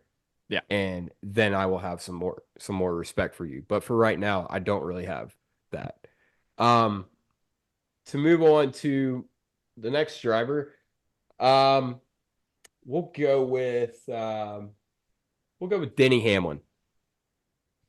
So Denny Hamlin is the best thing in NASCAR right now. I think he is. There's so many reasons to love Denny Hamlin. There's so many reasons to hate Denny Hamlin. There's so many reasons to love to hate Denny Hamlin. There's so many things to hate to love about Denny Hamlin. He is. And that's what I really love about Denny Hamlin. Exactly. He's the most polarizing driver in NASCAR. It is comical how easy it is to see through his bullshit, but he has the swagger that no other driver has in this series right now. And he was the star of the Netflix series because he's fucking smart and let him do it. And I'll be honest, before last year, I thought it'd be funny to see Denny Hamlin never win a championship. Because it'd be funny. And then it's good for storylines like that to be. Mark Martin never winning a championship. It was a storyline that, it put some feel. It's what makes sports is the storylines and the triumphs. And sometimes those triumphs don't happen. And I was thinking about this the other day, Seth. I finally understood what you meant by the parody in the sport making it cheap. And it made me feel, and the reason that is because I thought about it. I was like, if Mark Martin would have won a championship, and he's just an example, and all these guys would have won a championship, then it would feel cheap that everybody gets one. And I think that's honestly Denny Hamlin. I don't want him. I want Denny Hamlin to win a championship because I feel the emotion that maybe Mark Martin fans felt. But if he doesn't win a championship, it's just as polarizing for the sport as him not. And I think it just that encapsulates Denny Hamlin. That is the one word that encapsulates him better than anyone, is polarizing, because every bit of it, you feel emotion one way or another, and you want something out of them or you don't want something out of them. But either way, you're talking about Denny Hamlin. Every year we get to the Final Four and there's at least 3 guys who haven't won a championship yet. And most of the time, I don't want any of them to win. And not because I have usually not because I have a rooting interest, but usually because I would like to see someone win multiple, because it feels like it makes it more prestigious. Yes. Denny Hamlin is, I think, the only guy right now that I would like to see win the title in the next couple of years, that I want to see win the title who hasn't won it. Because Denny winning the title does not put a damper on the championship as a whole. And not that anybody necessarily winning the championship puts a damper on it, but I'm just if every year we get a new champion, it just feels cheap to me. Yeah. Denny Hamlin is the only exception to that right now. Yeah. For me, for like the next, I don't know, 3 years. Yeah. It's go this ahead. ain't Oprah. You don't all get a championship. But also, yeah, if Denny does win, unfortunately, the crowd is going to boo tremendously, but they really should cheer. Yeah. Just like take a minute. Like if I was there and Denny won, dude, I would just let him have all the cheers. Like let the man have his moment. I don't have a driver this year. Dead ass. Denny Hamlin might be my guy for, a little bit. Yeah. Chuck. Y'all have pretty much said all there is to say, but I'll just say my opinion. It ain't gonna happen. Not this year. I don't think it's going to happen. It doesn't. I don't think. Yeah. It feels like one of those things. Like if it did happen, I'd have to wake up the next morning and double check. Like, I don't know. That's all I got. Yeah. Yeah. Like I said, either way, it's good for the sport whether he wins one or not. But yeah, that's really all I had to say about Denny Hamlin, and it's just that he is the face of NASCAR right now. It would be interesting to see if he gets more cheers this year after the Netflix series. I think we got to get a couple races into it before we really see the effects. So yeah.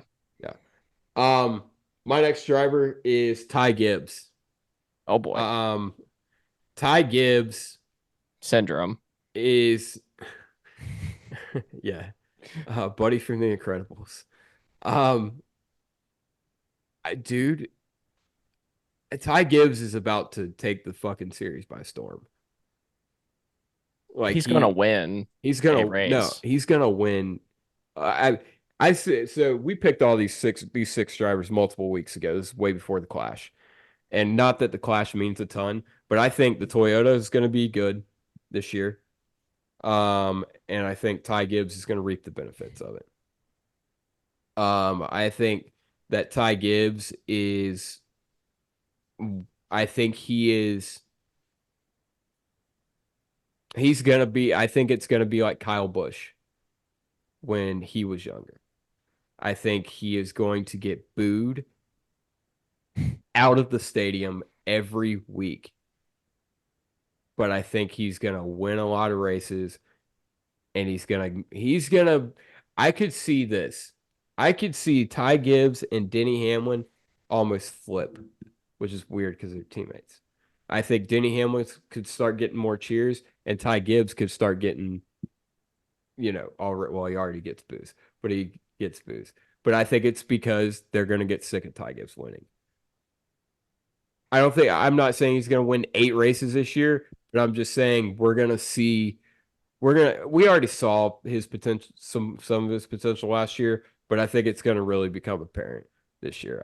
I think Ty Gibbs is going to be, there's not going to be a sophomore slump. It's ascension from here, which is funny when you think who it is. I don't think he's going to be that good, but yeah, I think he's going to be pretty good this year. I would lock him in we'll put the over under at 1.5. Chuck. I don't think he wins a race. Really? Whoa. I don't think he wins a race. Wow. Really? That is a bold prediction, actually. And I just think. Yeah, you got to back this one up. Why? I try to look at it by manufacturer, because one manufacturer is not going to win every single race, right? So you got your guys that are going to lead the pack for every single manufacturer. When I look at Toyota, I think he is. How many cars do they have out there? 8? You went through them earlier about 4 times. And I don't think he's in the top half of guys I could see going to victory lane. I think he's 3rd. I don't think so. Denny wins a race. I think Reddick obviously wins a race. Duh. Bell, that's 4. And I think Eric Jones will 3. be better. So that's 4. Sorry, Eric No. Jones is 4. I think he's at least 5th. No. And it kind of depends on what Martin Truex Jr. we get. Hey, That's my opinion. hey. But I think now next year, I think next year's the year. I think next year's the year. I put him my up there other with reasoning is Hamlin. because I got 3 words for you. Thank you, Grandpa. Yeah. thank you, Grandpa is very powerful. But Yeah, exactly. look at all of these young guys. They're great. They still didn't like snap into it year 2. Look how long it took some of them to win. You know what? They were all so fast, but That's it just fair, kept but getting away. all It 8 kept of getting them, away. all 8 of them could win, and Ty Gibbs has the grandpa comparison. This is year 2.5 for Ty Gibbs too. This is true. This is true. I don't think this. And I think next year is the breakout year. I just think this year is just one of those years that it's going to create that narrative, just like Chase had, just like Larson had. Bell didn't really have it because he won that I don't think Daytona race, but it was just look, like, when is there's he going a to win? difference though. When is he going to win? There's a difference though, because Chase was on a rebuilding Hendrick team that was struggling, and Kyle was on Ganassi. There's a difference. He's on the flagship Gibbs team, who he's family. And also, even if let's say he is 5th on the pecking order at Toyota, I don't think that's the case, but let's say he's 5th. All 5 of those guys could win. That doesn't mean he won't win a race. Now, your argument of him not breaking out fully this season, that's fair. I don't necessarily disagree with that fully. I feel like, yeah, next year could definitely be the breakout year, but I don't see a reason to say he won't win a race this season. That you presented. I don't literally mean pecking order. I just mean talent-wise, who's going to go to victory lane. Obviously, he's probably 2 or 3 in the Toyota pecking order. I think he's 5 or 6 right now in talent guys that are going to go to victory lane right this minute. I think we're missing one of the biggest points about Ty Gibbs. He went through his entire rookie year, and I can't think of a rookie mistake he made. Apparently, it was fucking with Joey Logano. I just think that I think the talent I think that, level, it's not a Ty Gibbs. Gibbs. Hang on, no. That says more about Joey Logano than it does Ty Gibbs. Well, it says more about Joey Logano, but would you rather be fucking with Joey Logano, or would you rather be fucking with Harrison Burton? There's a stark difference in where you're running in the pack. Yeah. Yeah. And no, I'm not saying he's not going to be fast. I'm not saying he's not going to be fast. I'm not talking about your point. This is a different point. He's running up there. Clearly, he has become a threat to Joey Logano. Because whatever you want to say about Joey Logano, he does typically run. Yeah, it was his off year. It was an odd number year, so that's fair. But either way, Joey's not a dumb race car driver. I'll put it like that. Yeah. And I don't think Joey Logano wastes his time with Ty Gibbs if Ty Gibbs isn't a threat. And I think I'm contradicting myself, but Joey is a 2-time champion, allegedly. Oh my God, pick a lane, buddy. What I'm saying is Joey good or bad? Right now, pick one. Joey's mid. What I'm saying is Joey's a 2-time champion. Those are in air quotes. And I think the fact that he views Ty Gibbs as a force is something to be said. And I think that the rest of the field is maybe going to feel that. I think honestly, I wouldn't be surprised if him screwing with Joey Logano gained him some respect because he's the only one who did it.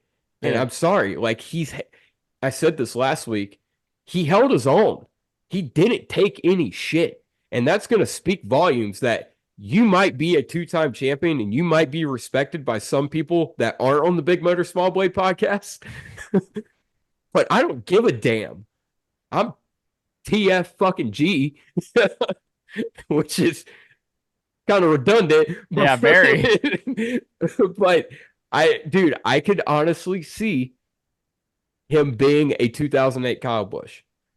Maybe not. I think those days are over of a driver going out and winning that many races in a year. At least those days are over for the time being.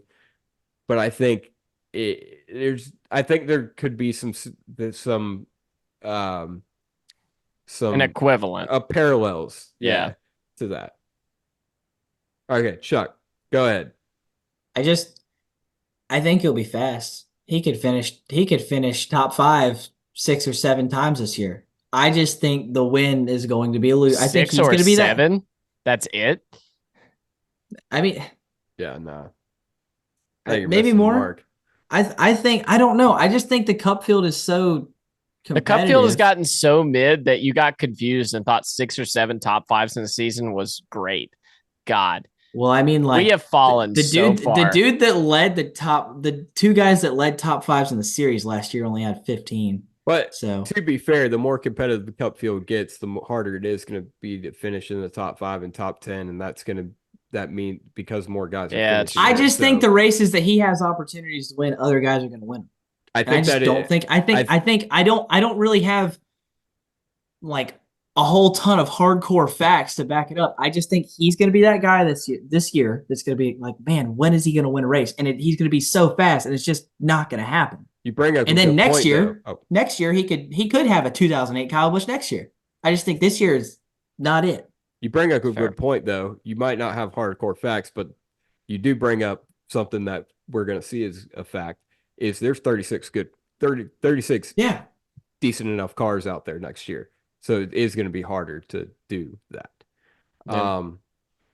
My last guy, you guys, if you know me, you obviously know I'm going to talk about Daniel Suarez. I think that Austin Cindric is the second highest guy on the list on the hot seat. I think Daniel Suarez is definitely number 1 because he has this year.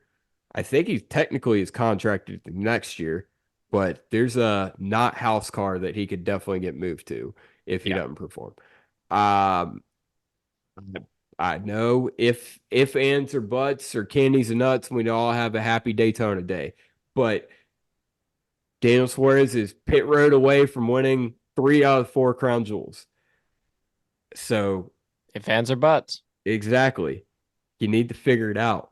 They fail to execute so much.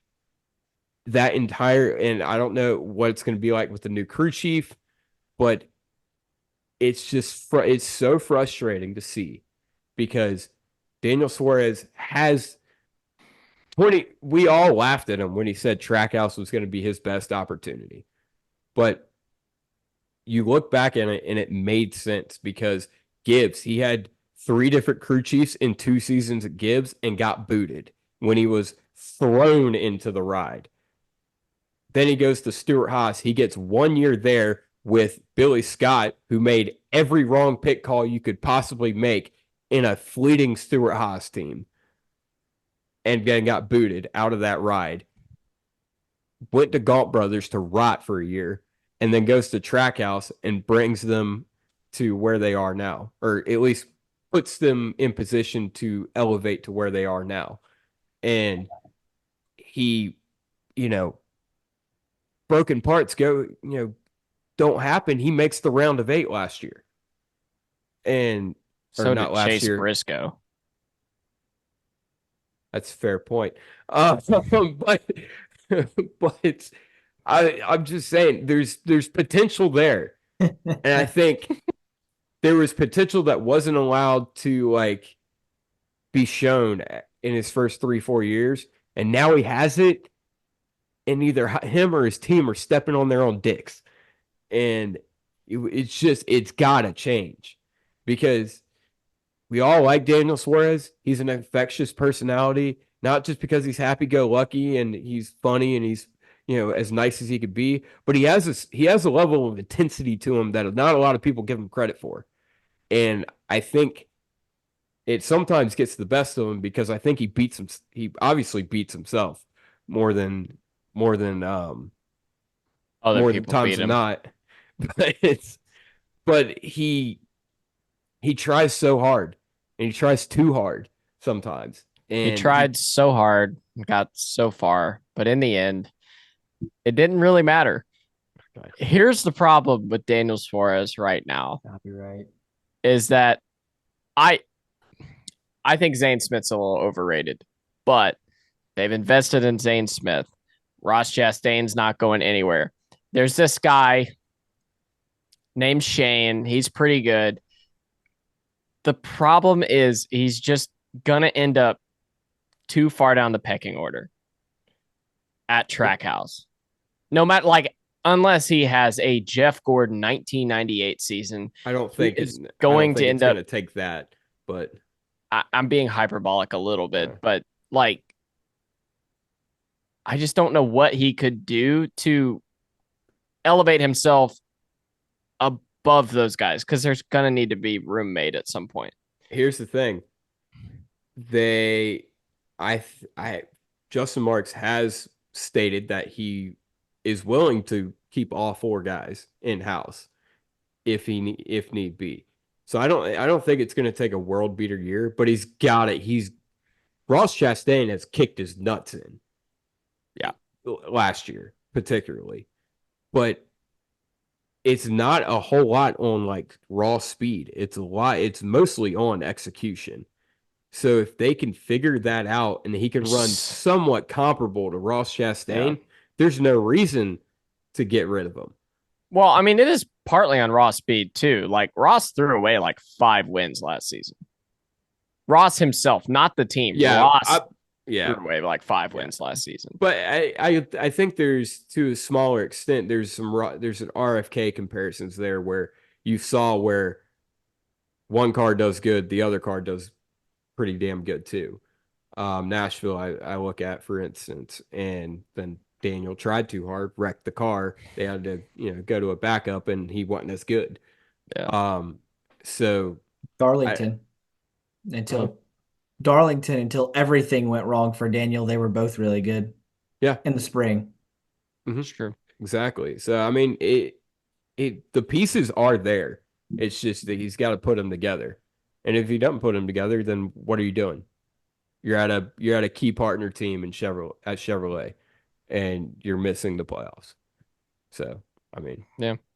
But if you go out there and you win a race or two next year, he brings sponsorship in. Yeah. Why get rid of him? So I mean, he's got to do something. Like you got to poke him with a stick, do something. Like I mean, so I don't know. Those are my 6 guys. For me, you just about summed it up. Like Justin says he'd be willing to keep all 4 of them in house. Ow. Yeah. Like He With buys. what and I don't believe that until I see the blueprint and the funding. Well, I Yeah. think, I do see a pathway where that happens. I think there's going to be more charters up for sale now that the TV deal's done. They're trying to work towards a charter deal. Once the charter deal is done, whatever outcome that is, I think that's going to be where we see a real blueprint. But I think if the charter deal is kept, I think that there are going to be charters for sale, particularly Stuart Haas, Dale Jr. Racing. And I think Justin probably buys the rest of the Spire charter that he helped buy. I part of why I don't see how they keep all 4 of them, at least at this current moment, is I kind of think 4-car teams are a thing of the past. Like other than the 2 powerhouses that are left where there's a clear 4th car all the time, I think Denny has kind of made it known to everybody. There's a big difference between 3 and 4 cars, and I think 3 cars is a whole lot more enticing, especially if you're an up and coming team or a newer team owner in the sport. And I think for Justin Marks, the idea of having 3 cars instead of 4, in my opinion, with everything else he's investing in, is a better path. Yeah. And that's why I see them, okay, they buy another charter. Well, Shane's going to go in one of those cars. In the next 3 years, Shane will be in one of those cars. Ross will be in one of those cars. And then it's either Zane or Daniel. I'll put it like this. I'll put it like well, this. I don't have much else to say. It just comes down to like what is Zane? That's the big question mark. It's not as it's to me. It's not really as much. It's the Daniel. same thing as Austin Cindric and Harrison Burton. Yeah, it's who's going to be at the house. Exactly, because it's kind of like there's going to be more charters, and Justin's going to get one. I don't think he buys two. I think they stick with 3 cars, and you're going to keep those other 2 guys, obviously. So it's not as while it's on Daniel's shoulders. It's also what do you get out of Zane Smith? You got to see that first. Yeah. And if Zane Smith starts lighting the world on fire, he doesn't. But if he starts lighting the world on fire at Spire, he's gonna.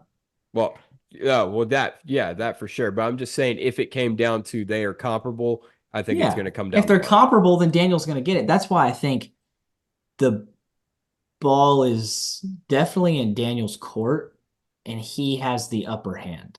Yeah. So since neither of y'all brought him up, what do we think about Zane Smith? Because he had one great season in trucks, and now he's a cup driver. Like, where are y'all at with him? Dude, I'm gonna be real. Like, he was gonna get the 42 after Kyle Larson. For whatever reason. Yeah. Like, why they didn't call Ross Chastain, I don't understand. I think Zane Smith is a very talented race car driver. And I'm willing, and if he shows me the hype, then sure. But yeah, I'm kind of with you. Like, I think here's what I will say. I think he has shown, and he had 3 good years in trucks. Good, yes, but only one was like world beater great. He had 3 good ones. His first one, his third one, and his fourth one. Oh yeah, he has been in trucks for 4 seasons. Yeah. His second year sucked. And he still made the final 4 because of Martinsville being trucks. Insane. Yeah, Martinsville was insane. Well, and here's the thing. I think Zane Smith is better than the truck series. And we all know how the trucks compare to Cup. I think the style of vehicle suits him. And maybe that's why he's been so attractive to teams, is because he has been so good in trucks. And I think people see that he's better than the truck field. But being better than the truck field and being better than the Cup field are very different things. Well, I mean, if you're looking at it as in their comp, you skip Xfinity, which I feel like is the kind of becoming the step you see out of Carson Hocevar. If you're better than the truck field and we need a rookie. So, I mean, I don't know. I mean, I'm not down on Zane. I just it's a fair question. Yeah. It's a very fair question. I think he's a refined Carson Hocevar. I gotta stop doing that. I'll put it like that. Yeah. What makes me intrigued by it is I would have said the same thing about Carson Hocevar in the middle of the summer before he jumped in the 42 car.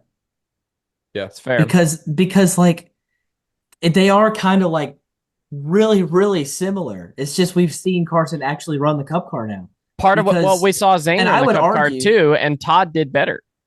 Or they were comparable. They were comparable.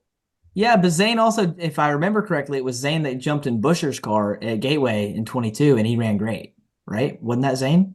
I think that was Zane. Yeah, he did. And he ran really good. He way outran Brad. Not that that's saying much. Brad sucks there, but and that was 2022. Wait, RFK, didn't Zane finish top 10 in the 600 this year? He did really well in the 600. I don't know if he finished top 10. I would argue that up until the last 2 months of the truck season, Zane Smith was a better truck series driver than Carson Hocevar.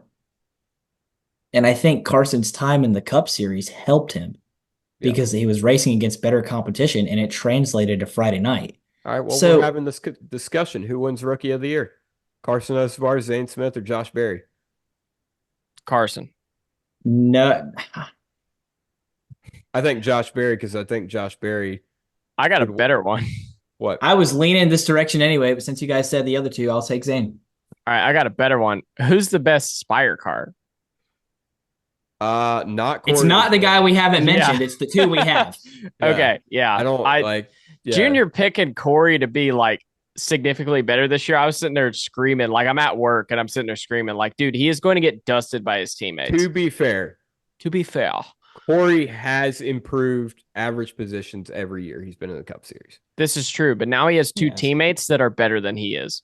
Yes, that's correct. And I don't think that's a controversial statement. Obviously, on this podcast, it's not. But Ty Dillon, Zane Smith, and Carson Hocevar. Like, yeah. Well, and here's the here? thing. I think that you also have two teammates that Chevrolet and everybody else that's involved in the organization is Really way more likes. invested in. And it shows in the way Corey talks about his teammates too.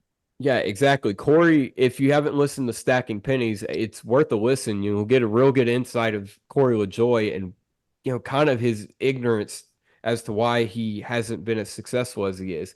He got a lot of sim time last year because he was the only Spire car I'm sorry, he was the Spire car. Ty Dillon was just, holding keeping the seat warm because he had money. Yeah. And Corey got sim time. Corey didn't get sim time this year. You know why? Because Carson Hocevar and Zane Smith got sim time. And Corey played it off as, oh, I don't need it anymore. But then his co-host, Ryan Flores, pointed out, but you said it was so important last year.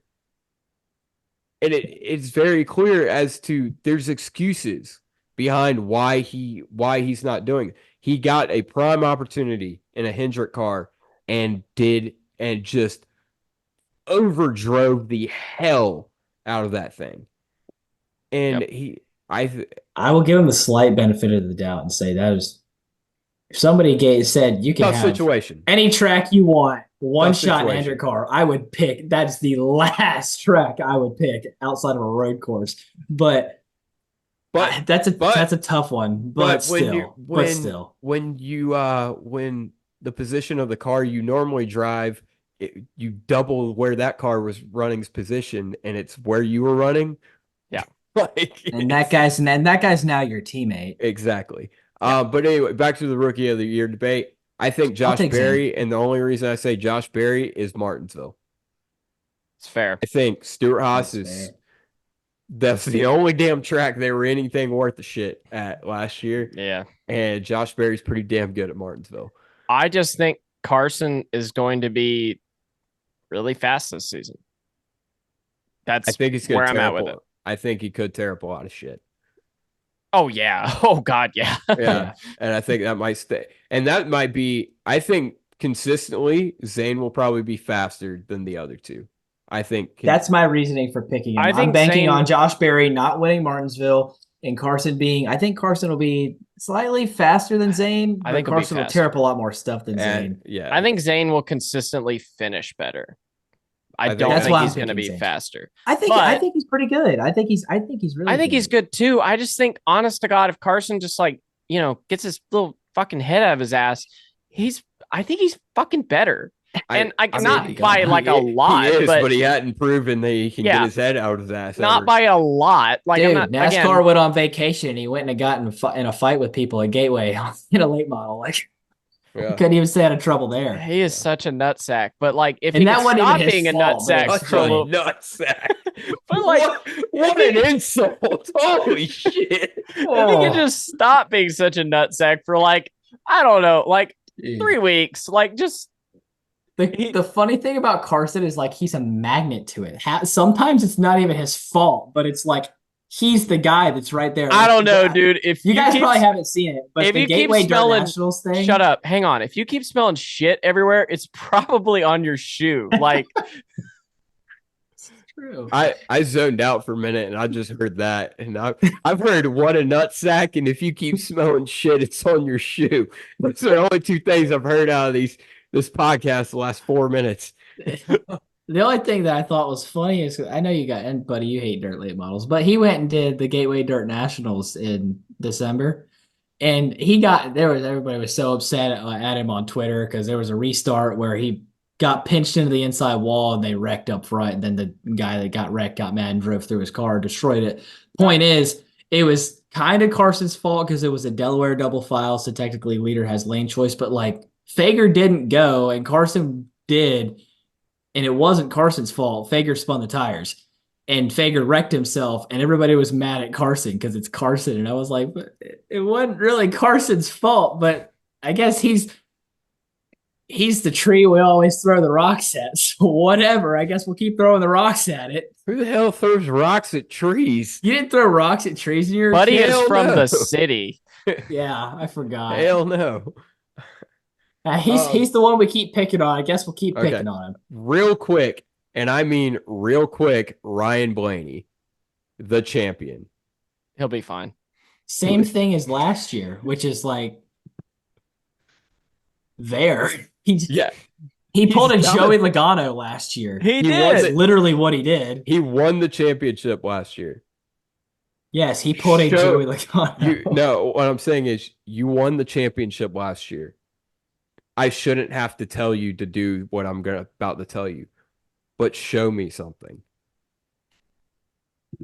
Yeah. You got to, like, dude, you got NASCAR did a piss poor job of promoting him, and maybe it was because they were embarrassed because he did it, like you guys said, a Joey Logano last year. Why start now? Kyle Busch won after missing 11 races. Why start being embarrassed now? I don't know. I was gonna say you won the championship That's the only last year. example I don't believe you. Prove it. That's the only example I can think of, or only reasoning I can think of why you didn't, promote your most attractive and one of your best personality He is drivers, very attractive. like winning the championship. So that's all I gotta say. Just show me something, dude.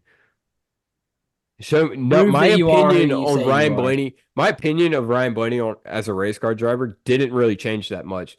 And he won a fucking Cup Series championship. Didn't change at all for me. Yeah. No. Like he won a cup title by being Ryan fucking Blaney. As what's her face would say in the Netflix show. He's the same guy. He didn't elevate his game at all. He just finally, the cards fell and he won a race at Martinsville. I feel like he did execute more than I feel like he had better execution than he's had in the past. But I mean, mildly. Well, I think it was the same execution, just a different time of the year. I mean, it just so happened that they were able to win at Martinsville. They've been great at Martinsville for 6 years. I didn't say my opinion of him changed wildly. I said it slightly changed. And you said it didn't change at all. No, Chuck said it didn't change at all. Chuck said that. My bad. My fault. Anyway, that's all I have to say about Ryan Blaney. Just okay, let's wrap this son bitch up. So let's give our championship picks. Go. We don't need explanations. Just do the picks. Yeah, just do the picks. Ross Chastain. Okay. Christopher Bell. I'm also picking Christopher Bell. Oh, you bum. Y'all both pick your own guy. Yeah. Boo. Fine, then I'll change mine. Tyler Reddick. Boo. Okay. I don't see how. Never mind. Wait, no, I don't. That doesn't line up with what I said earlier. That doesn't line up with what you said at all.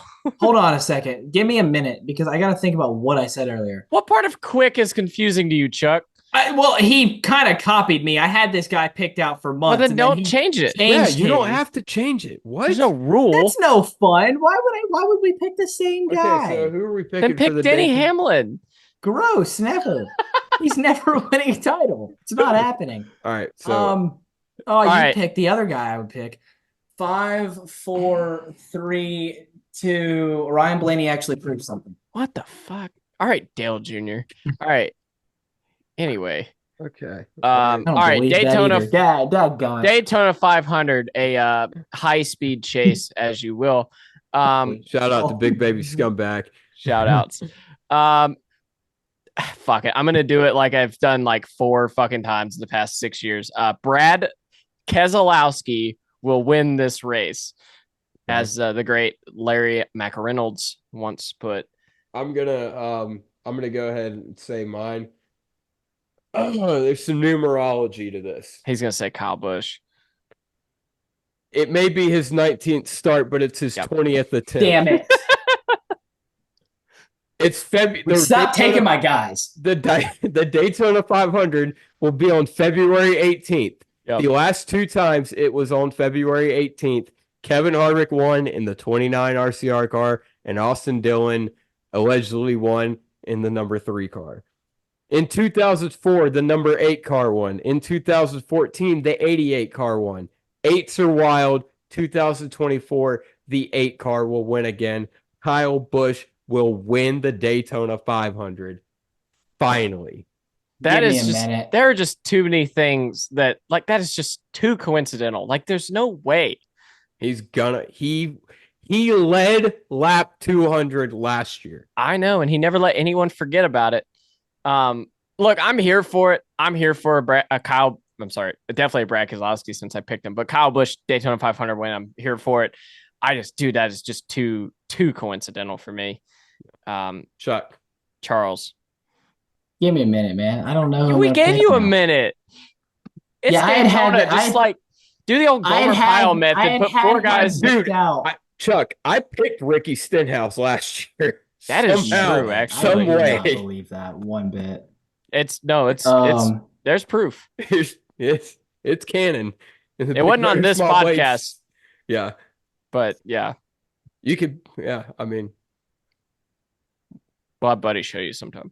Yeah. Oh gosh, I hate that this is the name that my brain just stuck on, but you know what? My brain just stuck on it. What? What was my name for him? Oh God. I don't like where this is going. We have multiple names for this Just say his name. Off-brand Ross Chastain. Chase Briscoe's winning the Daytona 500. Oh God. Dude, if I go to the fucking Daytona 500 and Chase Briscoe wins, I'm gonna pull a David Land and jump off the top of the grandstands. Dude, I was cycling names, and the only one that my brain said twice was Chase Briscoe, and I was because he has your own name. You're just terrible. Fucking narcissistic. That's not why. I was literally going down the list of teams. You're like the Buddy Pulley of the Big Motor Small Blade podcast. I stuck on SHR, and the wheel kept turning, and all. No, the wheel stopped turning. The wheel stopped turning. The wheel is still. You know what? You know what's funny is you probably said the same thing when he picked Ricky Stenhouse Jr. No, I wasn't on that podcast. I just said, it wasn't on this podcast. On this podcast, he picked Corey LaJoy. Yeah. Yeah. Well, you know what? I had my mind made up on the other guy for 2 months. And okay, so all right, so real quick again, as I said, as we tend to do, who's gonna win the oh wait, we already said we can't pick who's gonna win duels. Yeah, we can't know who's in duels. the duels. Let's do the poll. Let's do the Daytona 500 poll. Which Hendrick car wins the poll? Alex Bowman, Kyle Larson. Well, dang. Those are the two that are going to be on the front row. It is. It's them. William Byron. Chuck always qualifies 15th. Yeah. It's never Chase Elliott. They'd never run qualifying trim for whatever fucking reason. I don't understand. I could think of a reason. The Hendricks never could in the race. Kyle Larson could have won the year last year. Yeah, but that's because Kyle Larson's good at super speedway racing. I'm not even going to argue that point right now. I think he's mildly better than it seemed. Oh, Shane Van Gisbergen, yes. Oh, I thought we were all going to collectively say the guy that's going to win the race. Oh, I'm sorry. Wait, okay. What race? 3. Xfinity. 2. 3. No, we're starting. We got to go truck. Who's going to win the truck? We started with Cup. Shane Van Gisbergen's going to win the truck race. Bailey Curry. I don't care how that's not possible. It's going to happen. Oh, that's a good pick. I'm picking Bailey Curry. Okay, for real, I'm going to pick... You're such an asshole, buddy. No, are you actually? No, I'll pick Corey LaJoy. Okay. Fuck, I don't know anybody else in trucks now. Shane Van Gisbergen. There we go. That's a fair statement. Okay. All right. Xfinity. All right. Let's all say it on 3. 3, 2, 1. Buddy's gonna ruin it. Austin Shane Van Gisbergen. What? Oh yeah, Austin Hill. I forgot. I hate that guy.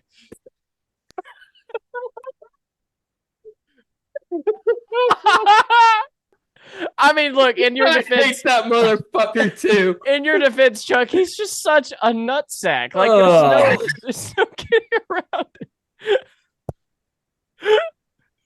He's gonna win. He always does. You're right. There's 3 things that are certain in life: death, No. taxes, No. and that damn 21 car winning at plate tracks in the Xfinity Series. Wait, Nope. Seth, do you I want commit Corey, tax. I commit tax fraud, and I'm gonna live forever. Anyway, what are you asking? Do you want Corey LaJoy for the truck race? I thought of another pick. No, Okay. I don't know who the fuck to pick for trucks. To be completely honest with Okay. you, I was gonna say you could pick Lane Riggs. That 38 trucks won the last 2 Daytona truck races. all right, I'll pick Lane Riggs unless you All right. want him, and then I'll take Corey. I don't care. I take don't care. Corey. All right, I'll take Lane. I've made that. I've shit that bet, so I'll go ahead and lay in it. Arca, 3. By the way, 2. who do you picked? Austin Hill. You picked Shane Van Gisbergen. I picked Daniel Yeah. Suarez. It clipped, and we probably couldn't hear what we said. Arca. Shane Van Gisbergen. Shane Van Gisbergen. Shane Van Gisbergen. Chuck, say Caleb that. Costner. Oh, for we're not fuck's doing sake. Who? Shane Van Gisbergen. Fuck did you just say? What the hell did you just say? Okay. And who? Cup. Shane Van Who's? Gisbergen. Oh wait, we already did Cup. You know what's funny is he's not going to win that race at all. Because, No, he's not. He's not. I don't What, know, dude. Shane? Duh. Yeah, I know that. I was at. I don't know. Danica damn near won that ARCA race, Daytona ARCA race she was in. Danica Hey, so, had oval God. experience. What William Sawalich is an actual good pick. I think he's running ARCA again. That's a good point. I Okay, don't know. anyway. I'm picking. Well, we're not actually doing that. Shane It Van doesn't Gisbergen. matter. Yeah, Shane. Shane Gisbergen. There's no point if we don't pick Shane. Yeah, it ruins all the fun. How are we supposed to justify titling the video Shane Van Gisbergen 2024 preview if we don't talk about him at all? I'm titling this Shane Van Gisbergen will win the ARCA race. Oh my okay. god. All right, we're Well, done. after we all I'm- three I'm- just said I'm he's done. not winning the ARCA I'm race. All done. right. Well, hold on. I never We- said he's not. I never said. He's yeah, actually, you did roll the probably- tape. I did. But Yeah. I Buddy was lies joking. about it. He gets caught on tape and he goes, "That's a deep fake."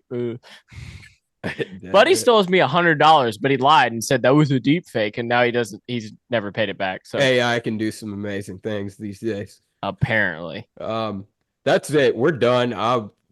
This has been the Big Motor Small Blade podcast. what day does it run on? Apparently, Tuesdays, baby. Tuesdays is our day Tuesdays. now.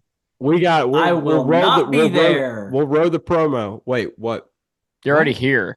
What? If the race runs on Tuesday, I ain't gonna be No, there. the podcast. What are you talking about? Wait, what? Yeah. I meant the race, clowns. What race? The it East Bay runs on Nationals. Sunday at fucking It runs at 2:30, Sunday. you son of a bitch. I said, what time's it actually gonna run? Or what Sunday. day? Sunday At at 2:30. 2:30, you son of a bitch. Monday. Maybe 3 if they blow the fireworks up too much. Sunday at 7:00. Ugh. Ew, Okay. I don't All right. like So that. anyway, this has been the Big Motor Small Blade podcast. Thank you guys for listening. I'm sorry for listening. I have to ask why. Yeah. Make sure you subscribe. Make sure you like. Make sure you share. Make sure you follow on Spotify and Apple. Or don't. Or don't. Yeah. We'll see you. Reluctantly, we will be back next week unless we get Maybe. voted otherwise. Yeah. Go Bye. fuck yourselves. Later. I have to piece of god.